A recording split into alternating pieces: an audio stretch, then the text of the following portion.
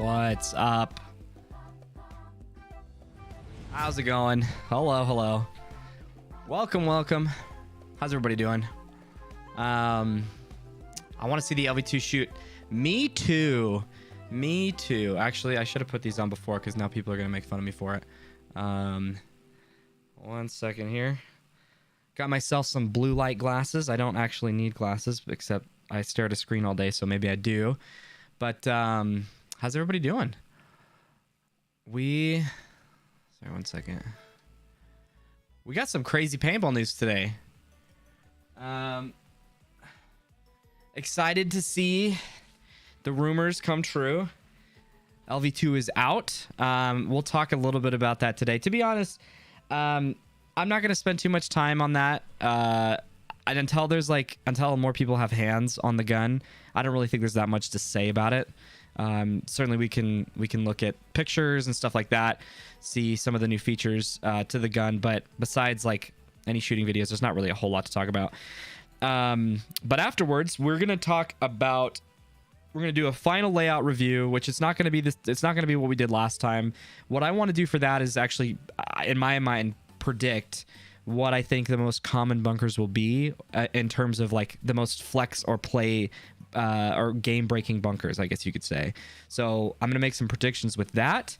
I'm going to remind you guys of a few things as well throughout that. We're going to talk a little bit about the snake, and I've had somebody from the Discord server, and I've had a few other people ask me questions about tips on playing the snake. So we'll talk a little bit about that, and we'll use the layout as an example, and then we're going to finish the stream with some predictions of the actual tournament. So I have linked the predictions spreadsheet that I will be using not only in the description here, it's linked in the Discord server, I believe it should be, and it's going to be linked in the...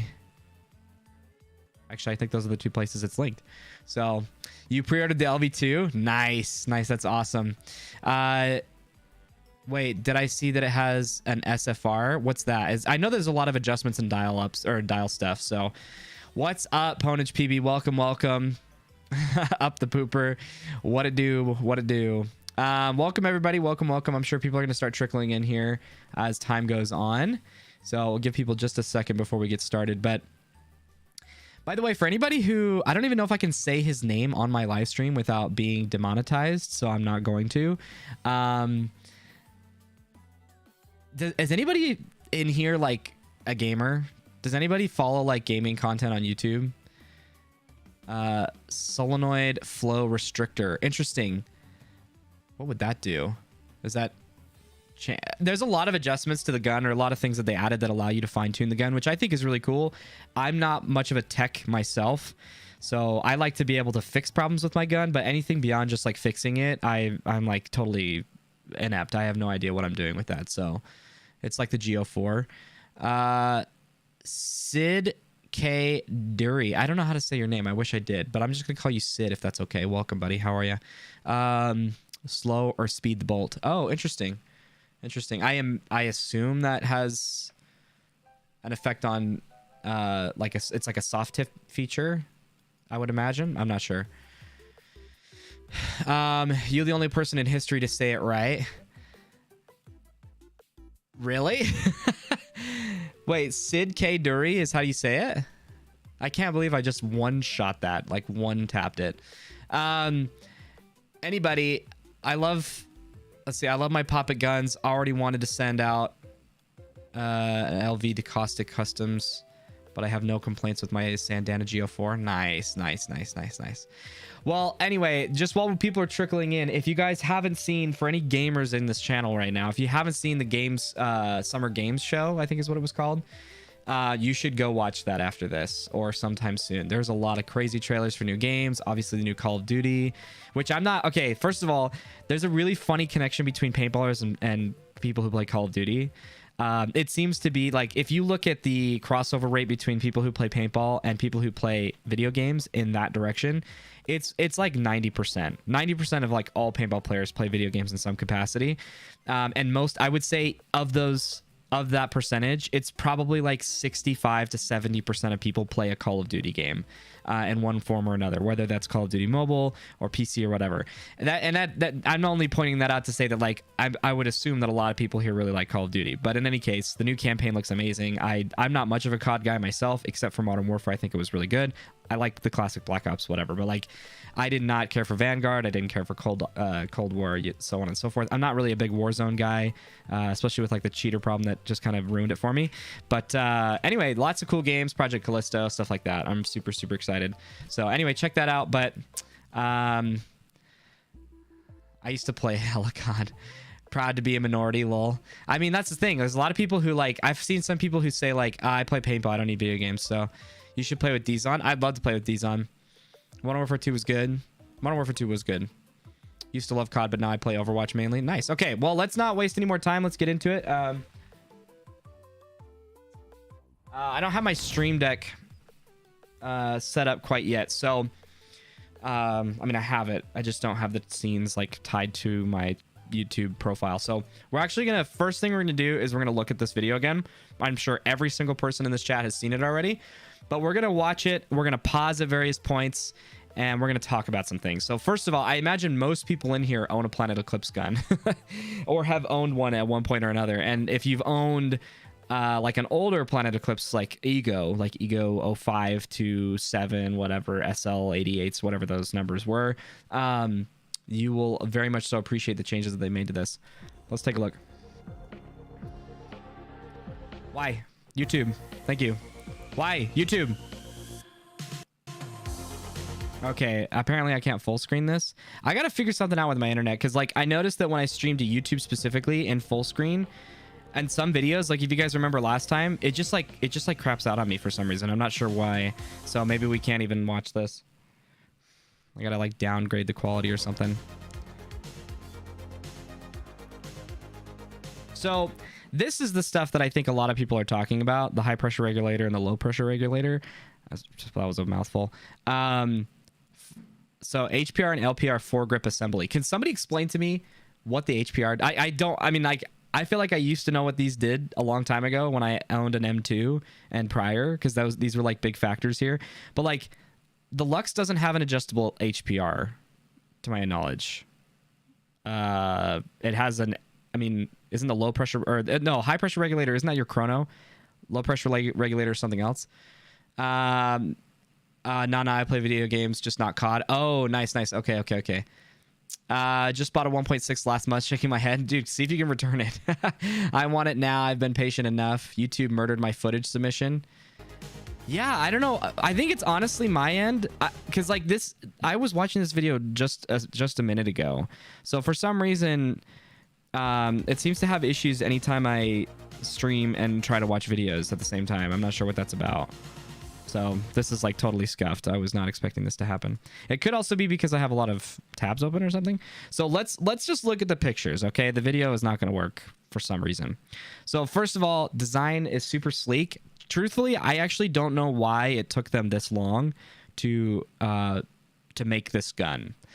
So if any tech guy out there knows like the specs of this gun as to why it was either taking them very long or what's unique about this gun compared to the G04, please feel free to share. I mean, obviously we know it's a puppet, whatever, but like, it just seems obvious to me that they could have incorporated the same tech into this as they did with their spool guns. But obviously the design is super sleek. I don't particularly love this slope right here. I've never really understood this on Eclipse guns. I always feel like the more slanted angle the foregrip is, the less purchase you have on the gun. But I realize like we're not dealing with like marksmanship stuff, so I think this is fine. I think it's kind of interesting that they tout this as like a cool feature, like a cool new feature, like this level off or something they called it. From my understanding, this is a new barrel system, if I'm not mistaken, which I think is pretty cool. So that's awesome, because once they came out with it, it'll be hard to improve. Gotta milk the bread. Fair. Breed. I'm assuming that's breed. It's gotta be bread. That front grip looks a bit chunky.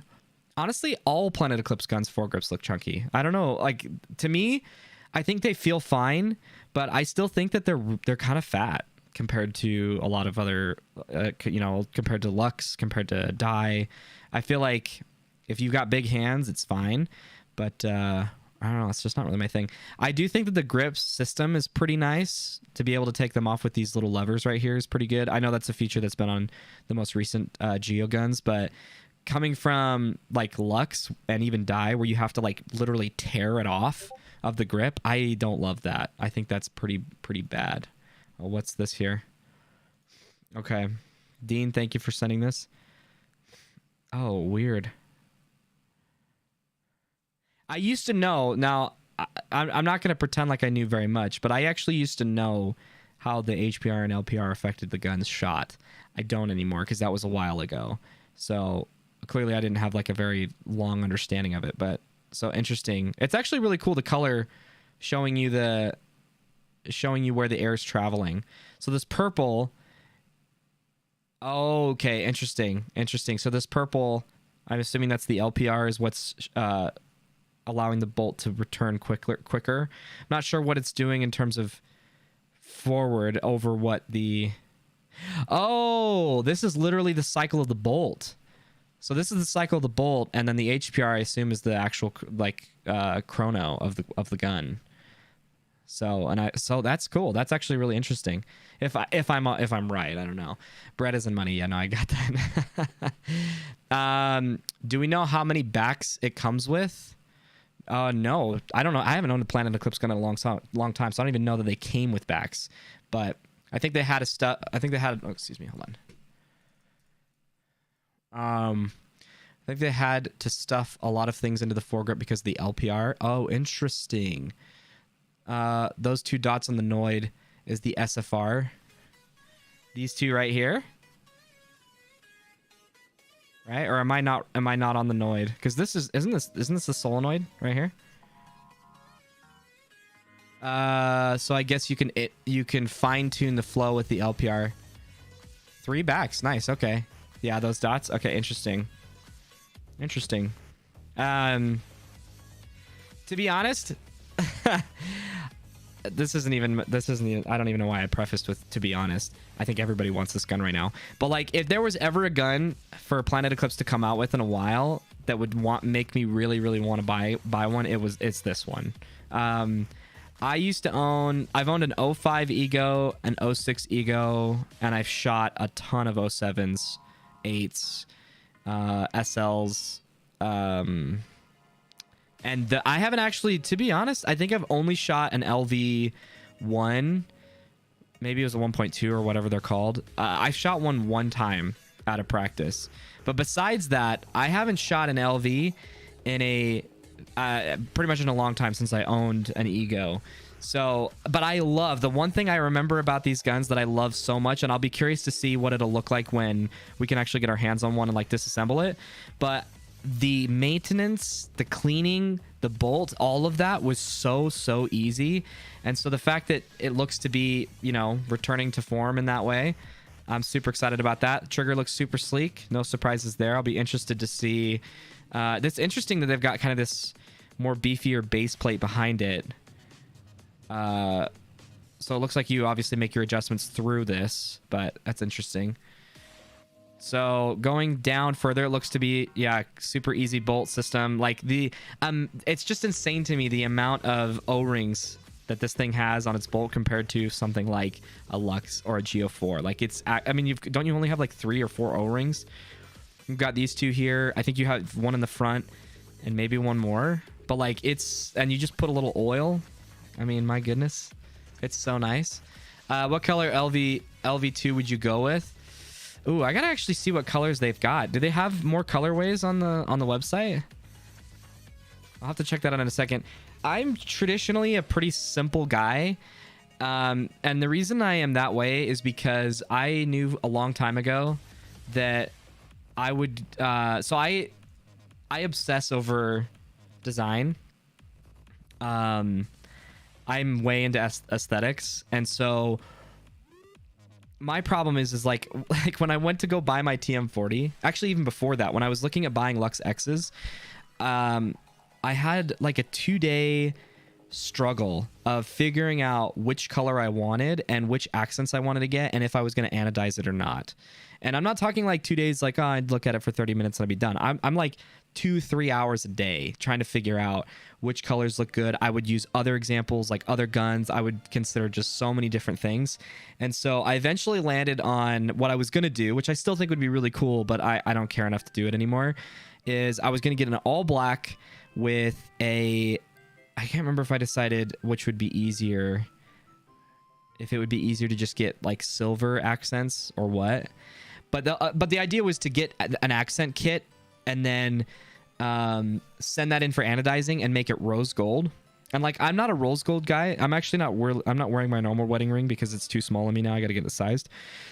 But my normal wedding ring has a center silver sterling band, and then it has rose gold on either side, and it's like a very subtle amount. And I don't mind rose gold in that case, but like, I'm not like a huge rose gold guy. But it's, you know, rose gold is subtle enough. It's subtly different enough from like copper and gold, obviously, that it would have looked really unique. I don't even know if I was thinking about doing a rose gold tip for my barrel, but I just thought that would have been really, really cool. That's what I ended up landing on, or what I was gonna do. But then I don't remember why. I think I was that's right, I tried to buy a Lux X. I was told that they were out of stock and that I should wait, and then sure enough the TM40 came out. I got it right as stock was available, and so all they had was black. I ended up getting black, and now I run a Freak XL red barrel tip, which I think is cool. I think like all black with a red, with some kind of tip, is really, really cool. For example, Camp from Hurricanes for the longest time ran a Geo, I don't know which, and I'm pretty sure it was all black with an orange, like really vibrant orange barrel tip, and it looked really, really cool. It's still one of the most defining features of him to me when I watch him play, and I think that's what's really cool. Like, I think you can certainly get a gun that has, like, I mean, you think about Ronnie Dizon's, like, what is it called, like Japanese lilies or something like that. I can't remember what it's called, but that's a really cool design. But to me, it gets really, it's not flexible. You can't change much about it, right? But if you just get an all black gun, you can change the accents, you can change the barrel if you want, you can change the grips. Like, it's really pliable, malleable, I don't know, something like that. So yeah, it takes me like 5 minutes to clean. Revolution gray red. Gray is a pretty cool color. I used to be really interested in like the pewter colors, but only ANS has that, and I get discounts through Bro Army directly as opposed to ANS. So the blue silver for sure, gray red second. Okay, ANS has very cool colorway possible. Yeah, ANS always does a really good job. I wish there were more colors, to be honest. Hello, lots of love from Dominican Republic. Hey, Alexis, excuse me, welcome. Thanks for hanging out. All black, interesting. ANS has a bunch. Can't go wrong with black. ANS has the color swap pictures. Okay, cool. I'll check that out in just a second. ANS gray. Wait, ANS has color. ANS paintball. They have the LV2. It's got to be the centerfold of this website. Yeah, okay. Here we go. Maybe? Oh, yeah. Okay, so if we were to just use... Because, let me see... The barrel system I'm really curious about. Styles. Oh, okay, cool. Here we go. So let's look between these ones. Hold on. So I'm always a fan of black and bronze or black and gold. I think that's pretty sleek. Yeah, man, that looks really cool. That's pretty sweet. Black on midnight, that's pretty sweet. See, like, oh, that's just all black. Okay, I was for some reason in the picture it looked more like this. I think subtle differences is really cool. I think it adds a lot of detail to a gun. Excuse me, I should say marker probably for YouTube's sake. But yeah, that's sweet. I think that's awesome. I've never been a fan of like bright base colors. Like, I don't think a base color blue is really my thing. It just is really loud, and the things, as a player myself, the things that I like to change in style that I think add a lot of expression, and as a player, kind of like the ag, I guess you could say, the aspect of me that I like is the there's a little secret that I still do to this day that just I don't see anybody doing, and I'm always surprised by it. But I actually put a sweatband, like a wristband, around my tank regulator. And for the longest time, I had a Nintendo, like a gray Nintendo wristband. It's like sweatband. And I like it because it makes the, obviously you can adjust where your where your regulator sits and stuff, but I like that it protects the glass of the regulator. And anyway, I just think it's really cool. And I actually picked that up back in the like '05 days of paintball, when like everything was ag, everybody was trying to do the next cool thing. Also, like, base gold is just so much to me. I think it's just like, wow, that's way too much. But so I did that for the longest time. That's the thing that I still do to this day, not just because I think it looks cool, but it actually is super practical, and it's really easy to identify your gun. If I have an all black gun, lots of all black Luxes, it's super easy to know which one's mine. And right now I just run like a black Nike one, so there's like a white Nike logo. But to me, like, it makes so much sense. I can't tell you how many times that has saved my ASA like valve or regulator or whatever, the actual indicator. It's insane. So if you guys, maybe in the future, like, I'll do some merch that's just like sweatbands for people's tank regulators. But like, every time I tell people about the perks of that or how cool it is or why I think it's such a good idea, people just don't really seem to be receptive of it. So maybe I'm just crazy. Maybe I'm the only one that thinks it's cool. But yeah, I think of all the colors here, I'm still probably, I think the gray red is really cool. But honestly, I would still go the black. I'd go Midnight, then I'd probably go Revolution. I guess we could do a tier list. I'd go Midnight 1, Revolution 2.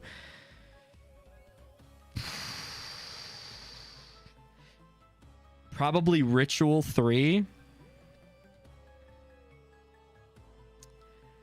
Ooh. I mean, all the rest of them kind of suck in my opinion. I'd probably go Onslaught, Havoc, and then Crusade. I'm not a big all gold guy. I'm sure it looks cool in person, but that's not really my thing. So, ag baby, Steven, you're on the wrong website, dude. I'm on all sorts of websites. I mean, ANS. What? Oh, you.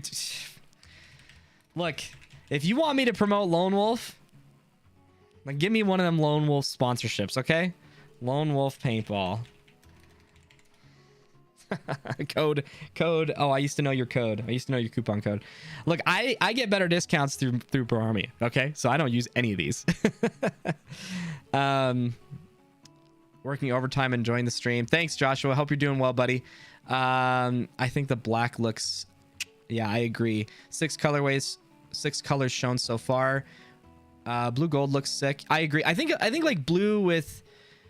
I think like a midnight dark blue can look really cool with like pretty much any color. Actually, the gun that I wanted for the longest time was, and I'm so glad I didn't get it, Lux Ace Emerald. Oh, it's not this one. It was like blue emerald. I'm not sure it'll come up here. Yeah, I wanted this gun for the longest time. We did not get a discount on this because it was private labeled, but I think it was like $2,000 or something absurd. And I placed the order and they did not fulfill the order for like 2.5 weeks. And I was like, guys, like, I need this gun for the tournament. And they had stock, at least from my understanding, because they said they weren't going to take orders until they had inventory. And so then they didn't fulfill my order. And I was like, nah, you know what? I don't want this. And I backed out, and I'm so glad that I backed out. But the reason I wanted this so bad was because it almost perfectly matched our new jerseys that we ran for 2020. Yeah, I think that's around that checks out. Cherry Blossoms. Thank you. The paintball booth. That's right. ANS gray and gold looks fire too. Agreed. So not a fan. OG, how these look from the first take. Really interesting. Where am I? I'm on Lone Wolf. Why am I here? What am I doing? Let me look. Do they have any different colors? They do not. $1,600. $1,600. It still blows my mind that like real guns are cheaper. But I realize that a lot of real guns have far less technology than these, so. But it's just kind of funny. Yeah, I think that's actually pretty sweet.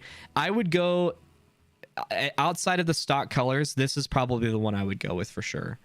The purple is the only weak one, and that is coming from a dude who owned brown gold E-Tech too. Oh, interesting. With the doo-doo brown and gold, baby. We need some orange in these lineups. I agree. Orange is I think orange and yellow are totally underutilized. Now, I realize you can't like do harsh yellow from my understanding, but I think that I totally agree with you on that. Totally agree. Crusade honestly ain't too bad. Reminds me of the Prestige CSL. Okay, I can see that. What's up, guys? I would get all the gold one. Would you, Eli? Black with tan grips. Okay. At midnight all darn day.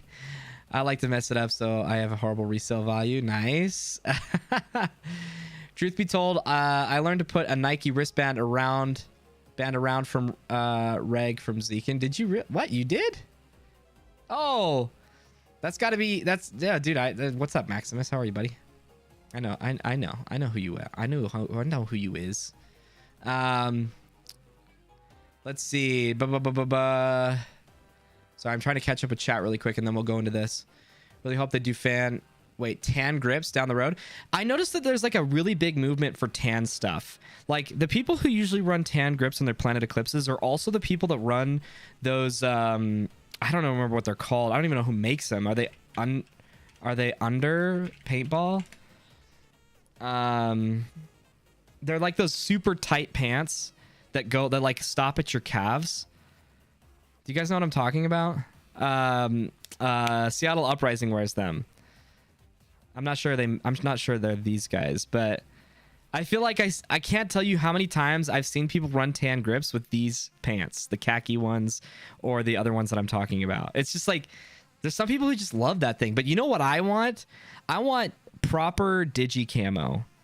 Or not even digi camo. I want like this stuff, reverse multicam.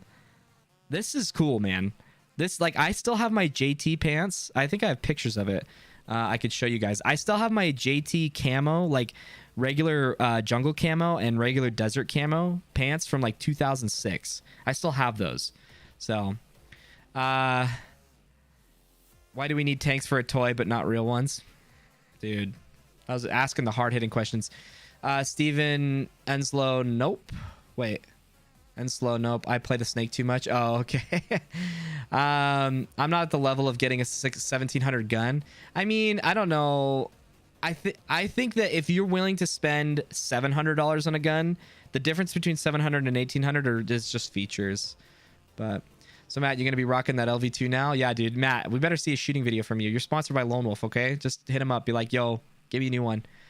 Paintball Revolution had it for 1600. Okay. I don't blame you for using who gives you a better discount. Yeah, exactly. You get it. The purple one is the only weak one. Really hope the dude. Okay, we're caught up here. Joggers, PB pack pants, or keep PB pack pants. Let me see. Let me see what these are. Here, I gotta pull this off stream. I gotta be more diligent about this. I think this might be them. Yes. Yeah, this. Like, did you have? See, there you go. There you go. This is what I'm talking about.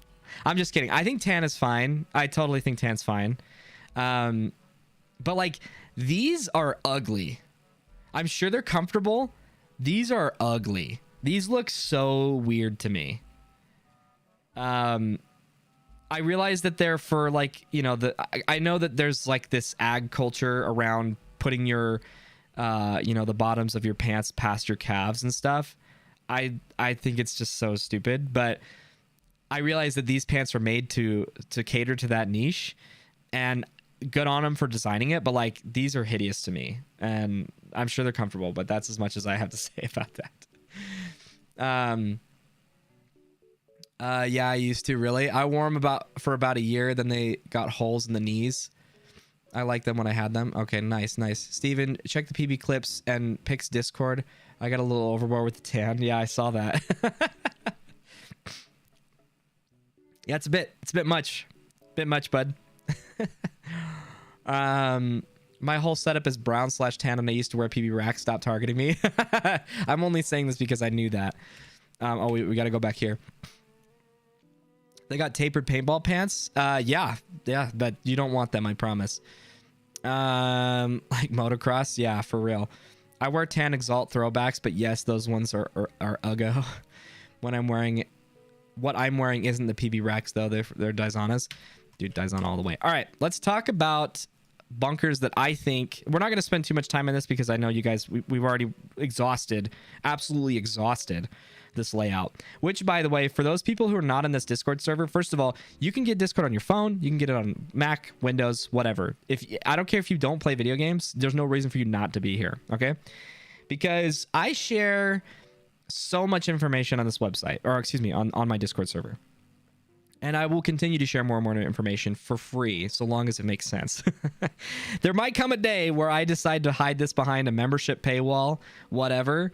But I mean, honestly, like I'm more worried about proving value right now. So as long as you guys find that this is really valuable, that's great. But I want to find, the reason why I say this is because I want people to feel like they are getting value out of becoming a member of this community, right? Like when you actually go to YouTube and you click the little member join button and you become either a supporter or a super valuable player. I'm still in development of that, right? I'm still needing to develop that to make it better. But also make sure when you guys join, it does say this in this welcome text, but nobody ever reads that. You need to go to the roles server and click one or the other of which role you want. You can be a baller, gamer, or both, but if you don't do that, you won't see the paintball or the gaming section. So be sure to do that. But in any case, I share like the call out system that I was taught from Bro Army, which by extension we were taught by Greg Pauly of AC Dallas when they were doing super well. So this is like literally what they taught us. It's obviously changed since then, but like this is still really good information for people who don't like have any ideas about what bunker calls they should use. I'll talk later about the philosophy of why we're calling the bunkers the way that we are.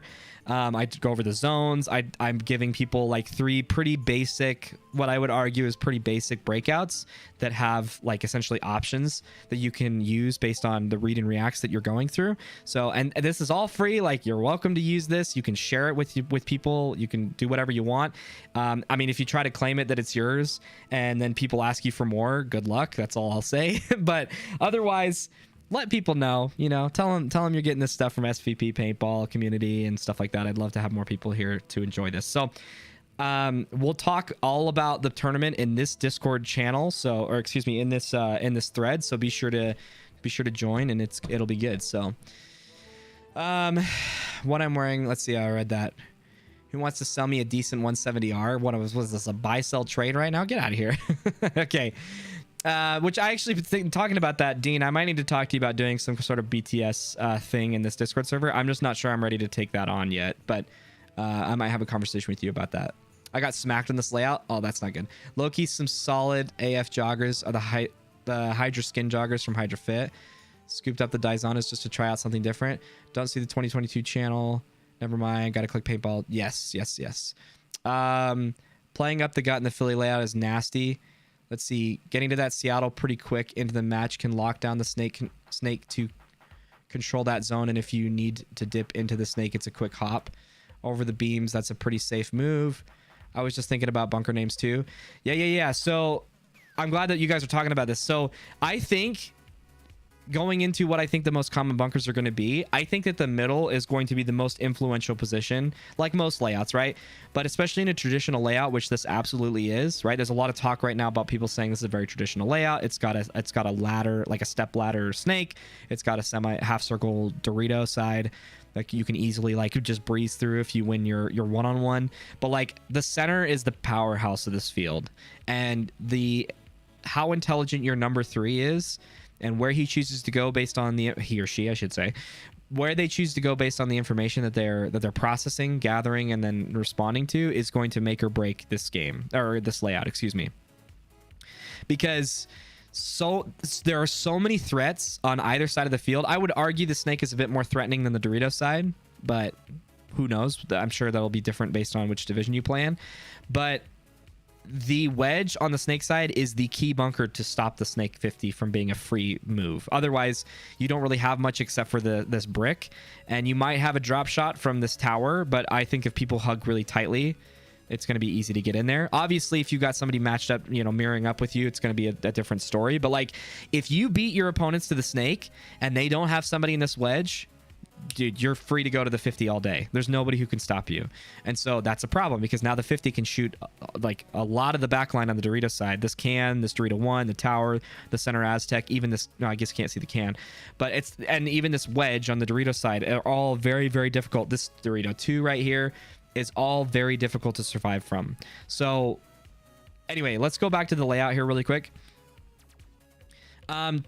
So one thing that I think is helpful to consider when you're talking about not only breakouts, but bunkers, like common bunkers that people will go to, is I really think it's helpful to look at it from a Friday, Saturday, Sunday perspective, because there is absolutely progression over the course of a tournament in which bunkers people go to, and especially in different divisions, right? I would say that the trajectory or the change that you would see between a Friday and Sunday game happens, that change is very small the lower the divisions you go. So like a D5, you're really not going to see a whole lot of changes in how people play the layout over the course of time. But as you start getting up into Division 3, Division 2 even, you know, and higher, you're going to start seeing you're going to usually see a lot more conservative play around Saturday, and then you're going to see a lot of counters to those conservative plays, and then you're going to start seeing the counters to those on Sunday.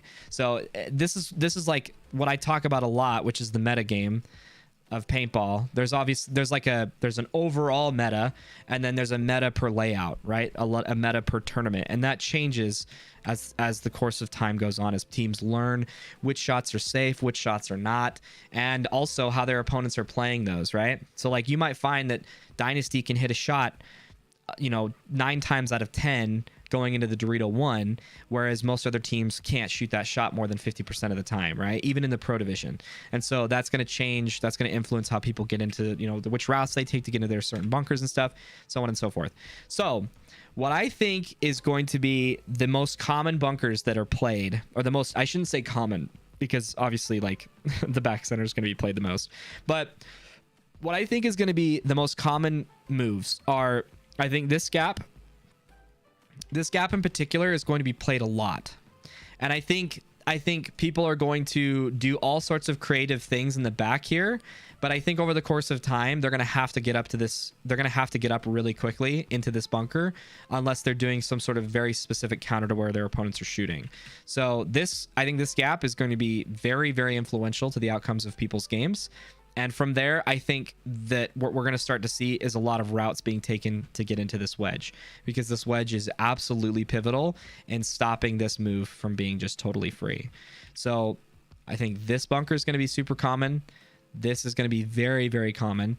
I think we're also going to start seeing a lot of really interesting floats in this gap right here. So I'm telling you what, I think that people are going to avoid this bunker like the plague.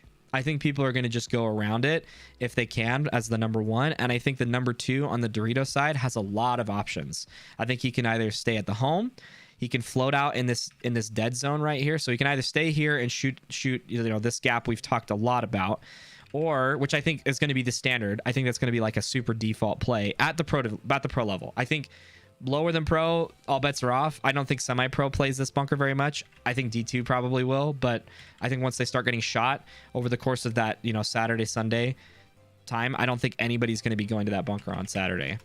But we'll see, right? I'm super curious to see if I'm even close to the mark on that one. But I think the number 2, excuse me, I keep messing this up. I think the number 2 is going to float here. I think he's going to take a lot of routes out from this position up to this tower. And I think from there, you're going to, I mean, arguably, you could call this the number 1's job, right? But like in this case, the Dorito 1 and 2 are very blurred in terms of their responsibilities. But I really do think you're going to see a lot of plays where people go in here. I think you're going to see plays, people going to the Dorito 2. I think you're going to see a ton of plays where people are going to go up to here and then quickly here. So I think this gap right here is not only going to be played a lot, but it's going to be over the course of the tournament, it's going to be really interesting to see how people get to these bunkers, because I haven't looked very in depth at the counters to this gap, or the counters, the responses to this gap, because when I talk about making moves, I usually break it between the early game or like just after the breakout to the rest of the game, right? So making a move from, if you take this bunker off the break, making this move right here after the or within the first 10 seconds of the point is usually pretty free, because you don't really have anybody who's going to be set up to kill you right away unless they had a plan very specific to shooting you making that move, right? Unless they were like, we got to target that guy right as soon as he makes that move, we got to go for it. So a lot of moves, a lot of secondary moves, this would be a primary move, from here is a secondary move. A lot of secondary moves are super safe and super free at most divisions, with the exception, I mean, even in pro, right? I've played against Seattle Thunder multiple times. I've played against, well, I guess my repertoire is not even that big. I played against Seattle Thunder lots of times. I played against a lot of disparate pros from various clinics and stuff like that. I've played against New Orleans Hurricanes now, who's pro. So I've played against a lot of really good teams, and I'm telling you, it is super safe to make moves, secondary moves within that 10-second window. However, if you get stuck here for whatever reason, after those 10 seconds have expired, you've got a huge, like, this is a huge read now. You've got to fight your way out of this. You got to look for the gaps. You've got to make sure that you're, able to be productive while you're waiting to make your move. And what's interesting is this bunker is not productive. This bunker is a leapfrog bunker, because if you go to it, all you can do is you can shoot this gap, which obviously if they've already passed it, if they're front guys in this gap, you don't have anything to shoot except the Dorito 4, which means that you've conceded all of this ground to them. You've conceded, actually, I could even draw it even bigger. You've conceded all of this ground to your opponents, because you literally can't see it from that bunker, right? Now, if you look on the inside of the field, you've got a little bit more of an interesting shot. You've got some kind of shot on the snake right here, this inside shot, which is, it definitely exists. You've got a huge gap you can hold. Sorry, I got to change the color. I'll read chat in just a second. You've got a huge gap you can shoot right here, and you've obviously got a lot of stuff you can plink at and kind of threaten in this positioning. But if you do this, if you look on the inside of the field from that position, you are abandoning your front player. This guy is fighting a one-on-one or one-on-two at this point. So that means that so long as you look this way, your guy either has to pull off a one-on-two, or you have to call for help.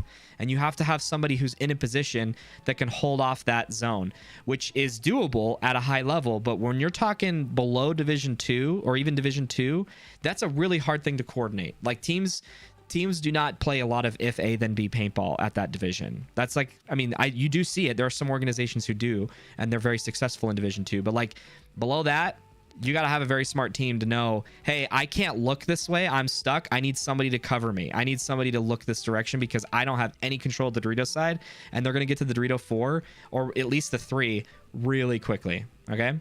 So that's all to say that, like, what I don't usually analyze in my layout reviews is which bunkers would suck to get stuck in.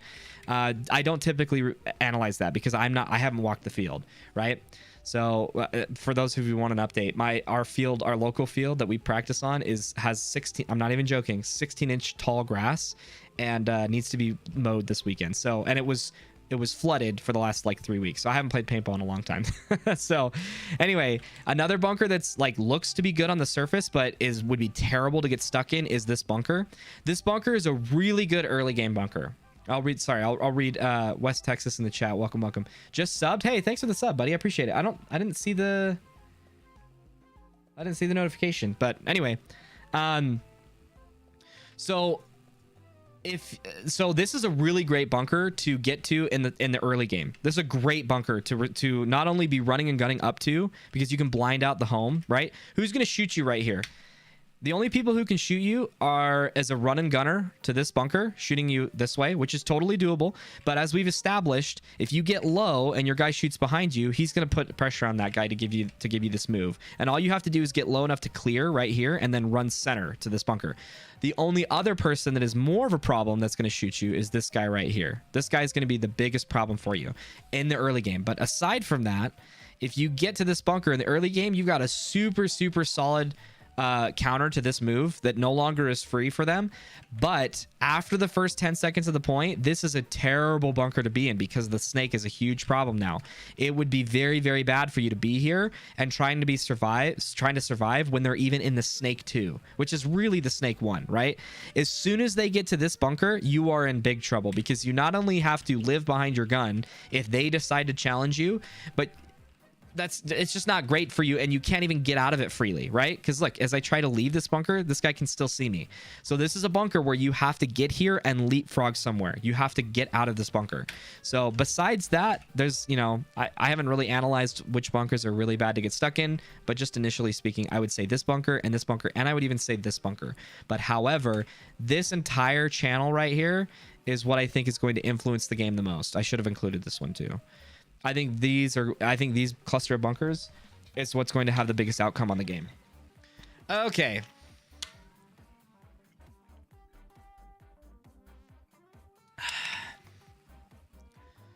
Let's see.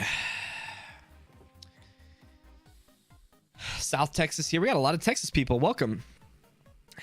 Okay. Any questions about that? So I think you're going to see a lot of really cool moves from the number 2s. And even the number 3s making, I mean, that's not really a route people would take, but I think that's what we're going to see a lot of. And as people start to make those moves more and more in lower divisions, because they're either replicating what the pros are doing and they're realizing that they're super safe, you're going to start to see a lot of interesting fights, a lot of really interesting intelligence-based battles going on in the middle. One thing that I will say for anybody who, I don't know if anybody in the chat is actually playing Philly and what division you'd be playing it in, but here's what I'll say. If you're playing Division 3 or lower, you should push the middle very aggressively very early in the tournament, okay? People have a very hard time stopping any of the middle pushes, okay? Generally speaking. And so long as you prioritize your survivability when you make that move, obviously it would be more ideal if you could run and gun doing it like quickly and accurately. Like that's obviously what we're shooting for.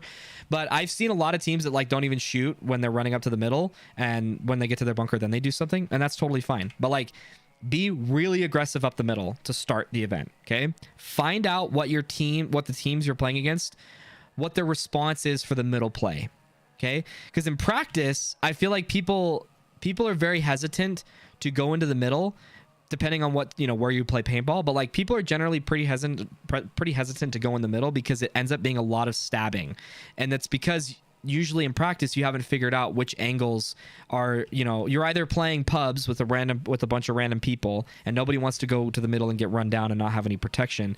But it's also the like, only after like the second weekend have you really figured out where it is that you can protect your guy when he is up the middle. And so a lot of people just don't end up getting really far up without just like immediately closing the game out or whatever. But what I'm talking about is like at tournaments, you usually get really long drawn out points. And if you get a really long drawn out point in the middle, the longer that point goes on, the more uncomfortable people start to get. And so all I'm trying to say is like, get to the middle, close out the game, wait till your opponents find a response to it, and then figure out what it was and see if you can still go to the middle and counter that response, either by just being more patient or by trying to get wider angles and stuff. But usually people's responses to the middle are to get a lot of people to go out wide and look up the center, which is great for you. If you can get their front players to go out wide and look inside the field, that like immediately halts their progress on either side, or it makes it a 1-on-2, right? Because if you know, like, hey, their response to our guy going in the middle is to send both their guys running and gunning to the corner, well, then literally just put 2 guys in the back, send this guy right here, have 2 people shoot up the gut, right? Shoot for those guys that are shooting back at your home guy, and then as soon as the coast is clear, within that 5 to 10 second window, then you take the bite, and then you go here, and then you go here, or whatever, right? Or you go here, or whatever. But like, push the offensive up the middle. Do it very aggressively. Obviously, as you start to really pressure for your teammates, hopefully your teammates will respond in kind by pushing the sides. But like, I can't tell you enough, like, you're going to win so many points if you just push the middle super hard, like hyper aggressively. You will surprise a lot of people if you do that. Big brain move, send 3 to the snake. Dude, I've been saying it for years, dude. 5 people, 5S, okay? This is, I don't even know why I didn't draft this. 5S off break, okay? It'll be called 5SOB. Okay? 5SOB, 5 off the break into the snake. You got 2 guys running, providing cover fire, suppression of the enemy. Okay? The other 3 dive and race each other to the middle, and whoever gets there gets candy or something. I don't know.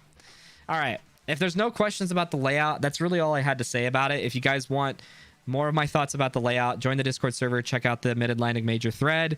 Also be sure to check out I'm realizing I probably shouldn't have put this in a thread. I shouldn't have done that, but I'll learn for next time. And then if you haven't seen my layout review video on my previous live stream, go check it out. It's 2 hours long, just like all my live streams, but I'm sure you'll learn something from it. Okay, how we doing? These are some elite tactics. Look, just all I ask, guys, is that when you go to a tournament and then you run the 5SOB, and not that it wouldn't, because it would, but just in case, like if it doesn't work, just don't mention that I gave it to you. Okay, don't like say, hey, like this was SVP's idea, like we just wanted to try it. Just like don't, just like somebody else's idea. Say it was Ryan Greenspans or something. I feel like 3-man will be tough with the center. The 3-man, I'm not gonna spend too much time on this because my opinion of 3-man is like pretty straightforward. All I think you do with 3-man is 3-man's an interesting one. Depending on which division of 3-man you're playing, spread the field, stay at home for a second, and get intel. The key to 3-man, I've said this before, so I'm sorry for people who've heard me say this already. Stay on your feet, keep your gun up, and read and react really aggressively. Okay, so if you're playing the home guy and you see one dude break out here, and you hear guys in the Cobra or the Snake corner, where's this guy? Where is he likely to be? He's probably at the home, or he probably went up the center. Okay, so if you can, when you go to shoot this off break, if you can, first of all, you have to be able to dodge paint, which isn't too hard. But if you can shoot right here, if you can shoot like this in this gap with this intel right here, you can at least see. And I usually, when I play the 3, when I do this, I usually I will shoot here for a second, and then I will low wrap to see if I see anybody here. And as soon as I see this guy cross my vision, as soon as he goes here, I will instantly run up the center. And I will keep blinding the exact center just to make sure that I haven't, that this guy in the middle hasn't done anything crazy.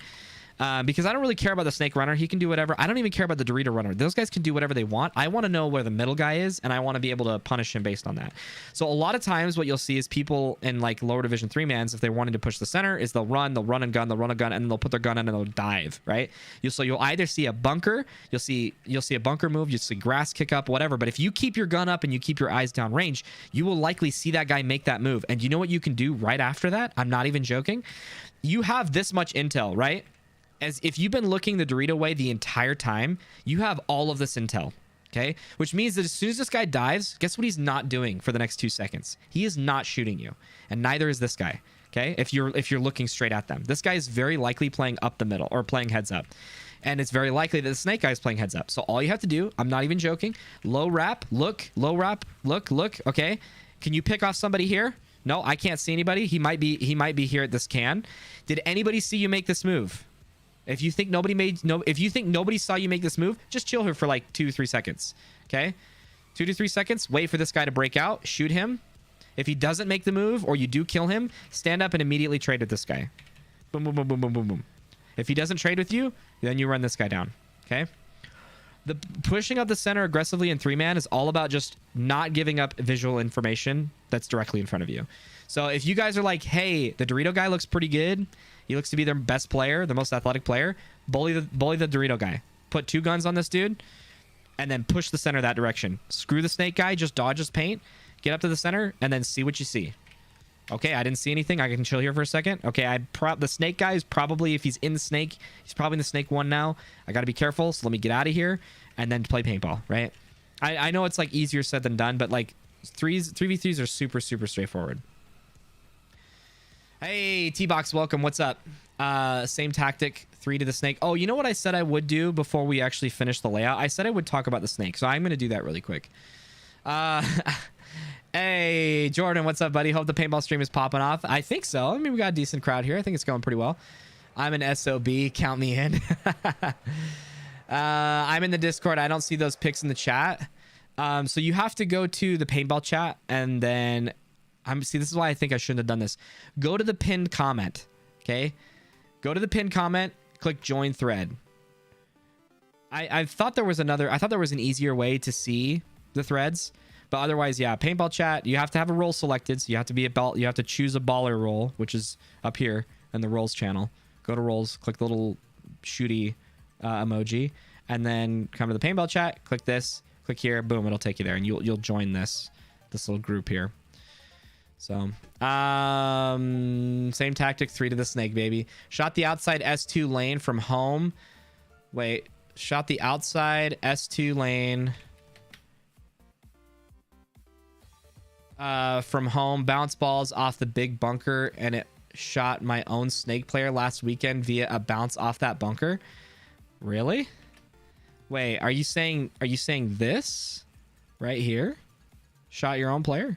Or I may be misunderstanding. You certainly... So one thing you do need to be careful, and the reason why I don't like this shot, if this is what you're talking about, I'm not saying it is, but like this is... I don't like this shot at all. Because I feel like this shot is there. It's really small, but it makes it so the guy who wants to play this dead zone has to be out in the open, and he doesn't have very many options until you decide to stop shooting, which is fine. You could totally make that a game plan. You could make it so this guy shoots this way and your guy at the home shoots this little snake gap. But if you're wanting to shoot the snake, this guy should be the one to shoot the snake. Like this guy's going to kill this dude much more easily than the home guy. But certainly if you want to shoot the Dorito shot, I understand why. But anyway, awesome. This will be the first tournament with the team. Nice. Good luck, Joshua. What are you playing? Division 5, Division 4?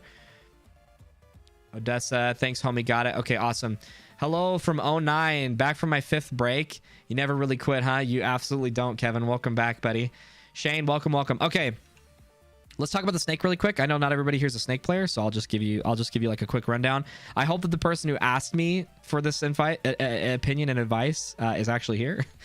Okay, so the key to the snake. So first of all, let me preface by saying that I am going to tell you what I know, but I am not a snake player. Or at least I should say I haven't played the snake in a while. So when I came back to playing paintball in 2019 after a long break, like Kevin here, I played the Doritos side almost exclusively. So I have a ton of experience in the Doritos. I feel really comfortable there. When I came back, oh, excuse me, I think I messed that up. I played the Doritos most of my paintball career. When I came back, I played the Snake 2. I played the number 2 on the Snake side. So there were many points in which I filled into the Snake, but the difference between playing the Snake in the mid to late game is very different than playing the Snake in the early game, right? Very, very different. So that's something that people don't fully consider and realize, especially if you lose your front guy. But so I don't have a ton of experience, but I have a lot of good teammates who are very good at the Snake, like Sage Lee, Christian Martinez, so on and so forth. So I have learned a bit from them and just from asking other people. So if we're talking about the front Snake player, okay, the first thing that you need to be able to do as a front Snake player is effectively, like, you need to be able to assess your safest route into a bunker. And that changes, obviously, based on the layout, but it also changes based on who your opponents are. And which division you're playing in, right? In Division 5, I would say full send into the Snake every single point. Because unless you find one guy who's like super ringing really hard and shouldn't be in Division 5, anybody's chance at shooting you is going to be like 40% or less, right? It might be as high as 50-50, maybe, but like, if you are hyper aggressive when you get to the Snake, your ability to influence a game goes through the roof when you make it to the Snake. And if it means that, I mean, even if you risk your body 50% of the time, it's totally worth it. The reason why people don't go Snake off the break, depending on, you know, how far into the tournament they're at or which division they're in, is because that percent chance of getting shot starts to go up, right, throughout the tournament, especially as people start to dial in their shots. So when you start to get into like Saturday or maybe you made it Sunday, most divisions, even division 5, are like that shot's going to be kind of dialed in. So like that goes up 55, 60, 65, 70% of the time, right? At the pro division, you go to the snake off the break because you know they're not going to be shooting for it. That's why you go to the snake off the break. Or you go to the snake off the break because you have to risk that body to win the point, because you need to win a quick point. But like, you don't just full send the snake off the break just because, right? So the first thing you need to be able to do is when you look at a layout, you need to say to yourself, what are my routes into the snake, or what other bunkers am I likely going to play? So like, we walked through this already, but like, you as a front snake guy are never going to play the home. You as a front snake guy are you're probably never going to play this bunker either, because if you're constantly pulling up short to this bunker, you're either not fast enough or you're playing too timid. Like, you need to risk your body more, right? So you need to understand, like, these are the bunkers that I'm really working with. These 3 right here. I'm working with the God, the snake one, or into the snake, and the corner. Okay. So that the reason that's important is because when you've determined which bunkers you ought to be in, you can then start to understand, so much drip in one pick. You can start to understand, like, okay, I'm making it out to the corner about 50% of the time, and the guy who's shooting me is this dude. I shouldn't back off, but I should start to apply pressure, which might increase my chances of survival more so, right? Whereas like, oh, I'm making it alive to this bunker 100% of the time. It's like, sure, but like, are you winning or losing the points? You're probably losing the points because they're risking their body into the snake and you're not, okay? So the first thing is you got to assess which bunkers you should be going to and how to get to them safely, okay? What different routes you can take to get to the same bunkers. So then from there, you need to understand that you need to be able to know when to call for help and when to read and react, or when to respond to a move. Okay, so let's say, for example, I'm in the God bunker right here, and I have an opponent who is also in the God bunker, and we're kind of plinking back and forth at each other. And let's say, for example, this guy I keep doing that, I'm sorry. And let's say this guy shoots me in, so I flinch and I go back in. Okay, you need to know whether or not this guy makes it into that bunker. So you can't just get put in and then do nothing after. You either have to head check over the top to see if he made it, or you have to re-challenge, or just you have to have a teammate who has eyes on this, okay? If you see that this guy made the move after the fact, like he puts you in and you head check right after and you see him running and diving, you have 2 to 3 seconds, if not even 5 seconds, to do something in response to this. Okay, if you especially think about 3v3s, this problem becomes way more simple. Okay, so in a 3v3, sorry, I'm getting my stuff mixed up. Okay, in a 3v3, if our opponents were in these bunkers, as soon as this guy makes this move and I was here, I can instantly respond to that. Almost instantly, right? The only person I have to know if he's shooting at me is this home guy. There's no way that this guy in the cross Dorito is going to be shooting some kind of stream that's going to kill me. At least not in any sort of effective way. That's going to... What teams you play on? I play on Utah Bro Army semi-pro.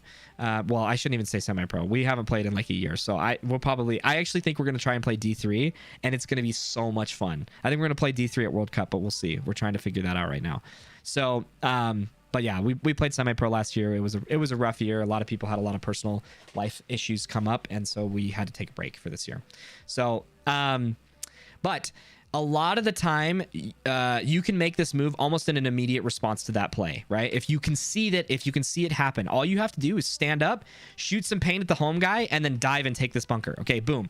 Now you've responded to the snake guy. If you weren't the first one to make it, you can always do that. Now, if you want to be a really good snake player, on the flip side of that, as soon as you take this bite, be really aggressive. Like, a lot of times people will get in here and they'll dive and they'll just watch the wire. And even in 5v5, right? First of all, you got to remember, you're almost always the widest person on the snake side, right? As the number one on most layouts. And given this one, especially, there's no tape. There's no bunker in the corner that's going to stop you from making this forward progression. So you have two choices here.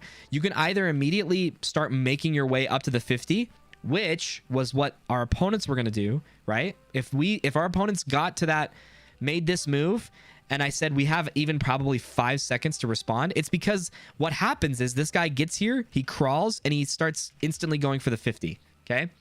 Which is good. That's fine. And that's often the reason why people, when they respond to it, they immediately check the tape. Okay? And that's totally valid. But if you're the first guy to make this move, you should stand up and look for that guy to respond. Okay? As soon as you make it, the faster you get up from a sprint, from a dive, a crawl, whatever, as a front player, this is true for the Doritos, the faster you can get up on your feet and start shooting paint at the guy that was going to respond to you, the more effective and deadly you're going to be as a front player. It is very shocking and surprising when that happens to people, because I can't tell you how common it is for the front player to just be like, oh, I won the heads up, I took the bite, I'm gonna load a pod, I'm gonna slow crawl my way there, or I'm gonna just hold the wire, catch my breath, whatever. But if you get on your feet and start shooting right away, you're gonna be like a huge threat in the snake. Okay, so that's really the first 2 lessons I would have for you. I guess we're at 3 lessons now. So the next thing is, after that whole dance that I just illustrated for you, a lot of it is kind of having an intuitive understanding of people's timings and communication.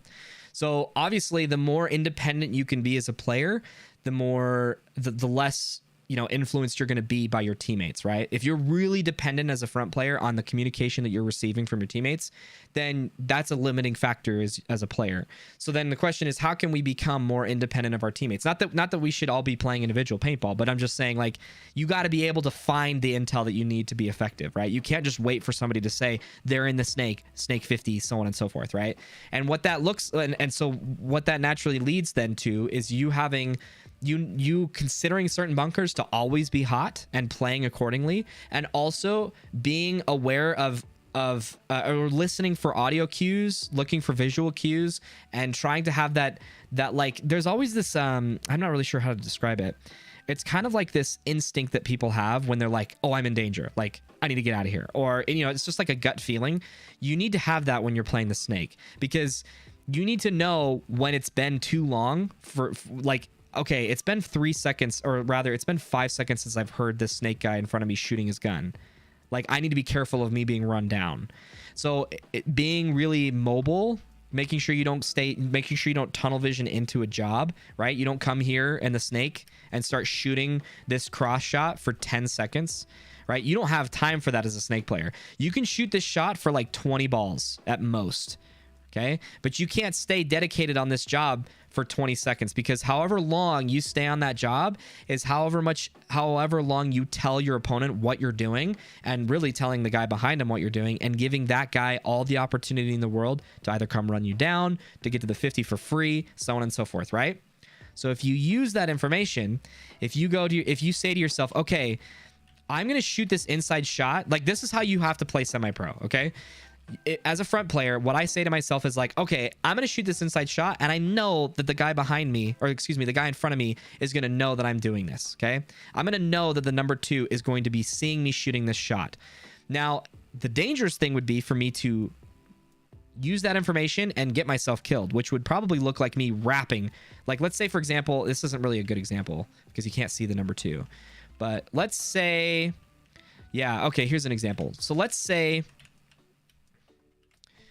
Sorry, I'll read chat in just a second. I just don't want to lose my train of thought here. So let's say there's a guy in the home, and there's a guy in this bunker right here, and this is the number 2, and this is the number 3. Okay. So the instinct that you need to have as a front player is to go, all right, I'm going to shoot this for 10 balls. I'm going to go, bop, bop, bop, bop. I'm going to get him to flinch. As soon as I get him to flinch, I'm going to stand up. Oh my gosh. I'm going to stand up over the top. I'm not going to low wrap, right? Because this is an easy way to get yourself killed. But if you go from shooting this angle to then just wrapping and shooting this angle, that's how you get killed, right? That's how you die to the number 2, because the number 2 is looking at your paint right now, and he's staring at this spot. And as soon as you wrap, he's going to have a ball ready for you. So what you have to do is you have to get in the habit of low wrapping here and then standing up and challenging him from this angle. That's going to get this guy to flinch. As soon as this guy flinches, then you go down and you wrap this way. Okay, you probably even saw the front guy when you made this move, right? Assuming he wasn't like, I mean, this layout's kind of hard to do this on, but assuming he wasn't like right next to you, you might even have seen him looking low, trying to find you, whatever. But like, it's so easy to get people to freak out when you stand up over the top of these bunkers. And what oftentimes happens is that this guy freaks out, he goes this way, and then he starts shooting paint right here. Start shooting paint here. And then what you do is you go to the third angle. We've talked about this before. This was the 1, 2, and now this is the third angle. And you wrap and shoot him at the wire. Okay. Now, I'm going to make a video. I haven't done it yet, and it's not going to come out for a while probably, but I am going to make a video on how to be a better gunfighter, and this is at the core of that, right? Understanding this is like the core to surviving and winning as a front player, because you just you need to have this instinct as a front player. So it needs to be, I don't know if I should call this like the alarm instinct, the I'm in danger, I'm in danger instinct, or what, but like it needs to be, you need to have this intuitively as a front player, and you'll get it with more and more experience, but like that's super, super important. Okay. And that's it. Like, so it's really just like, what did I say? 3 things.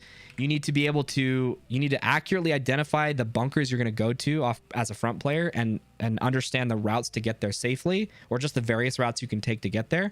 You need to understand the like heads up gun battle that you are going to run in often as a front player, which is if I make the first move, I need to immediately challenge the guy heads up from me to make sure he doesn't just react, like make the move for free as a response. Or if I respond to this guy, I need to be, or rather, if the guy takes the bite before me, I need to react very quickly after that and shoot the people who would stop me, and put them in and then go. You need to put in and go. Okay. That was the second thing. The third thing then is understanding this whole dance with gun battling. Okay. Generally speaking, like if you're holding an angle, for more than 10 seconds, you're probably not doing what you should be as a front player. It's okay to head check and look, and then go and then look somewhere else. But generally speaking, like unless you know somebody's watching over you, which is totally possible. It's if you got a guy behind you saying, "Hey, I've got your wire, just stay on the inside," then totally do that. But if you don't have that intel, or you don't have somebody who's like coordinating with you really well that way, you kind of are dependent on your own abilities and being able to like protect yourself is what I say. So being able to like be very fluid and mobile and responsive to what's going on is super, super important. And that's it. I mean, obviously if you're lacking in like gunfighting skills or snap shooting, like that's super, super important. Your fitness is going to play a huge factor in your success over the long term of a tournament, or over the course of a tournament. So on and so forth. Okay. Whew. End rant. Okay. Fight or flight charge. I got told to stop coming over the top in practice. New York Extreme already have the LV2. Nice. Well, so that's a good point. Bay. I'm just going to call you Bay. Bacon? Bacon. There you go. Bacon. That's a good point. So here's the thing. This can't be what you always do, right? So one of the mistakes that people make all the time, and one of the reasons like I want to make a gunfighting video, is because this battle right here is very, very easy to predict. Okay, this little battle right here is so obvious. So what happens is these two people challenge each other for the wire. Okay, they challenge whatever. Whoever loses the wire will instantly come up over the top. Okay, now at lower divisions they won't think of that, and so they'll respond to that move when they see it, but it'll always be too late, and this guy will have the jump on this dude when he does that. But if you understand that that's what people do, because right, like when I've talked about this before, this is the first angle, this is the second angle, this is the third angle, people will always transition from these two angles when they're fighting on the snake wire. But my point is, you should always go to the third angle when you get put in, or when you want to surprise somebody. Now certainly you can't really see people, you can't really see them in this case, right? You could probably shoot a hopper if you did this, but like if they're pretty low, you're not going to see them. But if you want to be really deadly and you want to like blow Division 2 and semi-pro players out of the water, that's what you do. Semi-pro is not as like guaranteed, but when you get told stop coming over the top of your bunker, it's probably because you're doing this a lot. It's probably because you're challenging right here because you feel like it's safer. But my point is, like, if you change it up, especially if you go to this third angle over here, then you're going to surprise a lot of people and you're going to win a lot of gunfights. All right. That's enough of that. Let's go into the predictions. We got a little less than an hour left, so we're going to go through these quick. Let me catch up with chat really quick. Spidey senses. Be cracked with the head checks. In our practice, I was dive, not into snake one, every breakout. I would check inside, then move on the inside up to the 2 or the 50. Yeah, I mean, certainly, like, yeah. There's a lot of things you can do that are different than what I'm saying, but Give this man some likes.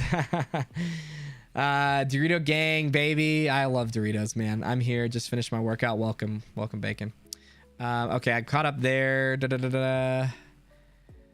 My number 2 blesses me every Sunday. His communication is God tier. I think I was told that because I was drawing the home on me as well, and he was catching me. Thank you for the tips. Oh, okay. Yeah, for sure. Predictions. Yeah, okay. Let's go through these quickly. Now, I want these to be fun and interactive, but it's like we got a lot to go through in the group stages, and I don't want to take too much time on here. So I'm going to go through these very quickly, but when we get to what I think will be a pretty interesting bracket, that's when I want you. I mean, you guys can tell me what you think all the way through. I'm going to ask you sometime as well, but like, know that I will be reading chat. I just got to get through this quickly because we don't have a ton of time. All right. So first things first, Thunder Bears did not play in the Lone Star layout, have a little less practice. I mean, just simply because they didn't play it compared to Aftermath. I think Aftermath is looking super solid right now. I normally do point spreads. I guess I'm going to have to do point spreads. Who am I kidding? So I think Seattle Thunder still is building this year because of their huge changeover. I think they're getting used to the organizational structure of this new Thunder Bears group. So I'm giving it to Aftermath pretty convincingly. Excuse me, not 54. I'm going to give it 5-3. I think Seattle Thunder earlier in the tournament is going to do very well against most teams they play. But I think they're a team that's gonna find it difficult to adjust to what's going on. They lost Kawasaka. Not Kawasaka. Holy crap, I don't remember his name.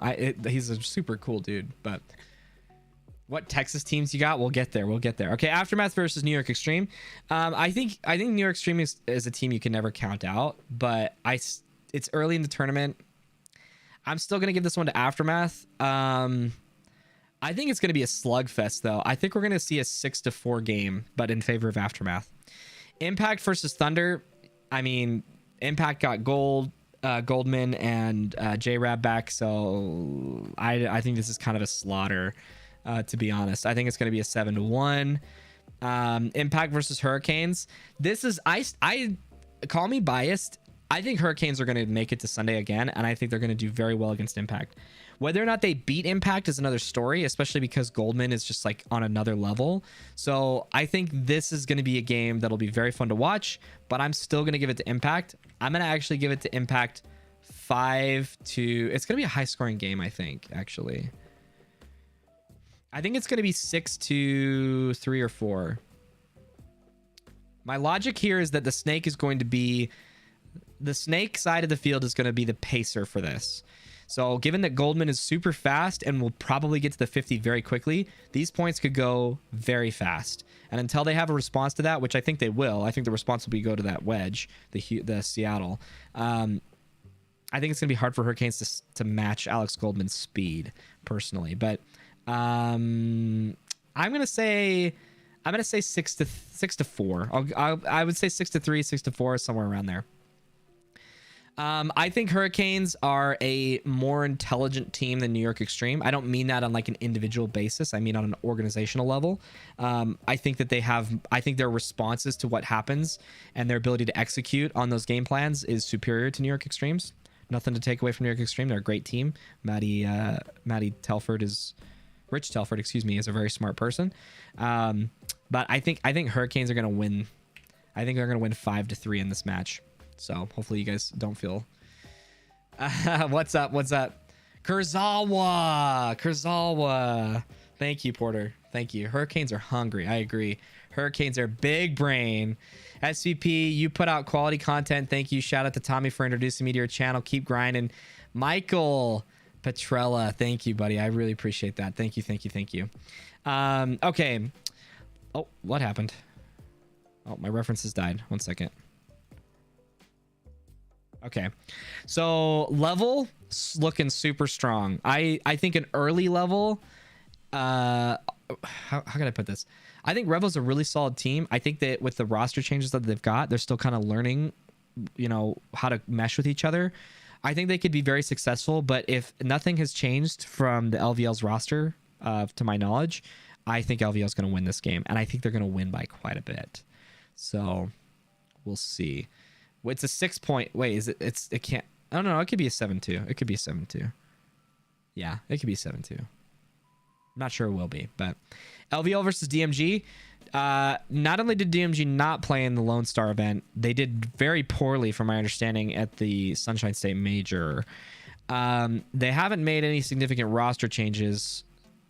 They don't, by all accounts, appear to be making any sort of changes to their coaching or really anything. So I don't see them doing very well, especially against an LVL. So I think this is going to be a 6-0. When's the next barrel cam? Dude, the next barrel cam is when I can actually play paintball. I haven't played paintball in like 4 months, guys, because our field has either been inaccessible, the weather's been bad, or I've been sick. Those are literally the 3 things that have, and we haven't had the new bunkers. So those things have prevented me from playing. I don't have barrel cam footage. I have actually, I shouldn't say that. I have literally 1 point worth of barrel cam footage, and then my SD card like crashed. And like I couldn't record anymore for the day. And I was super upset. It was like the second practice I've had this year. We all know Damage is going to win it. Let's all be honest. Revo lost their last 5 matches by 1 in overtime. Did they really? Roll Canes, roll Canes. So, okay, maybe I'm not giving Revo as much credit as they deserve. So I'm going to, I mean, it still doesn't matter. I still don't think it's going to change the outcome as far as I think LVL is going to win this game. But maybe the point spread is not as much as I'm saying. So Heat versus Revo. First of all, I love Heat. I am a huge fan of Heat. I love Todd Martinez. They need to be doing better than they are. I'm just waiting for it to happen. And it's hard to know if it's going to be this tournament or when. So I'm going to say that Heat is going to win, but by a close margin. I think they're going to win 5 to... Nah, Heat's going to come out... He's going to come out strong. But I hate to count out Revo like that. Revo is a good team. I think Revo's going to go 2-2. I think they're going to beat Diesel and DMG. I guess I'm realizing I'm going through all of Friday first, but that's okay. Houston Heat versus Diesel. If you guys have heard me do predictions before, I constantly say that I love Diesel. I think they're an awesome squad. I love Clint Johnson and Mark Johnson. Those are some, and like freaking Iceman. That whole squad is really cool. They just have not been, they've been like really slumping for some reason. I'm not sure what's going on. So I would hate to just like, what I don't like doing about predictions is just like essentially carrying over their previous tournament's performance into the next one. I just haven't seen, nobody's released any content. I don't know anything about any changes that they might have made, how they're looking at practice. So if I'm just going to go based on like history, I think Heat wins this game. I think they probably win it by 6-4. Now, I'm putting high point margins in the first day because I think that's what's going to happen. I think a lot of teams are going to blow each other out and they're going to get adjusted. And then over the course of time, especially on Sunday, these games are going to be very slow. They're going to be a lot safer. So Diesel versus DMG, I think Diesel wins this, but I think they actually are going to struggle. I think they're going to win this. I think they're going to win this 4-2. I think that feels pretty good. Latin Saints, I think, are going to get pretty much mercy ruled by most of the teams they play. I think Latin Saints could probably put up 2 points, probably just 1 against Rising, but I think Rising is going to beat them. In fact, I actually know that Uprising could easily mercy rule these guys because Uprising is a very high intensity, high speed team, but I'm gonna still put it 6-1. I feel better about that. I think ML Kings are gonna smash them though. Damage versus X Factor. What barrel cam do you use? I use a GoPro Hero. Is it Hero 9? Yeah. I have it somewhere. I'm pretty sure I use a GoPro Hero 9. Let's see. Next barrel cam will be SVP mowing a paintball field. Ron, we should set that up, dude. We should set that up. So Ron's a bro. He's a bro army guy, so he's the pops of the crew. All right, Damage versus X Factor. Now, Damage is looking super good right now, and I hope that they keep doing really well. I know X Factor's really hungry, but I'm going to give it to Damage. I think Damage is going to beat these guys. I think Damage is going to be X Factor 6-4. I think it's going to be a lot of points scored, but I think Keith Brown is going to... I think Keith. We'll see. We'll see what ends up happening. And it's also hard to say. It's hard to say how Damage is going to do because they played on a blind layout, and I think in some aspects that has an advantage for them, for reasons that we don't really need to get into right now. But I think yeah, that was into for their benefit. Damage versus ML Kings. I'm gonna say Damage is gonna win this one. I think it is going to be a tough match, but I think it's gonna probably look like it wasn't on paper, which probably would be a 5-2. X Factor versus Uprising. I'm gonna say X Factor beats this. I'm like I'm so unimpressed with Uprising. I feel so deflated by these people. I really like the Uprising camp. I want them to do better, but they're not motivated, right? It's hard to be motivated for people that aren't even motivated for themselves. So maybe that's changed. I have no idea, but like I want them to do better. I really like the Uprising guys. They're cool. Dynasty versus Infamous. Infamous seems to be a little wishy-washy. They seem to be struggling finding their footing, and against a solid team like Dynasty, I think especially if Ryan Greenspan plays the middle, I think Dynasty is going to do well. With Kyle Spica on the team and the Snake the way that it is, I think it's going to be a nasty tournament for Dynasty. So it's hard to count Infamous out. They're a top 4 team in my opinion, pretty much every tournament. So I think Infamous will probably lose hard to Dynasty, but they'll learn from it and they'll do well throughout the rest of the tournament. I mean, Dynasty versus Iron Man. I'm sorry, guys. Iron Man's not looking good. I know that there's a lot of roster changes right now. I'd honestly be very surprised to see them put up a point against Dynasty. So we'll see. But wait, who did Iron Man pick up? They picked up.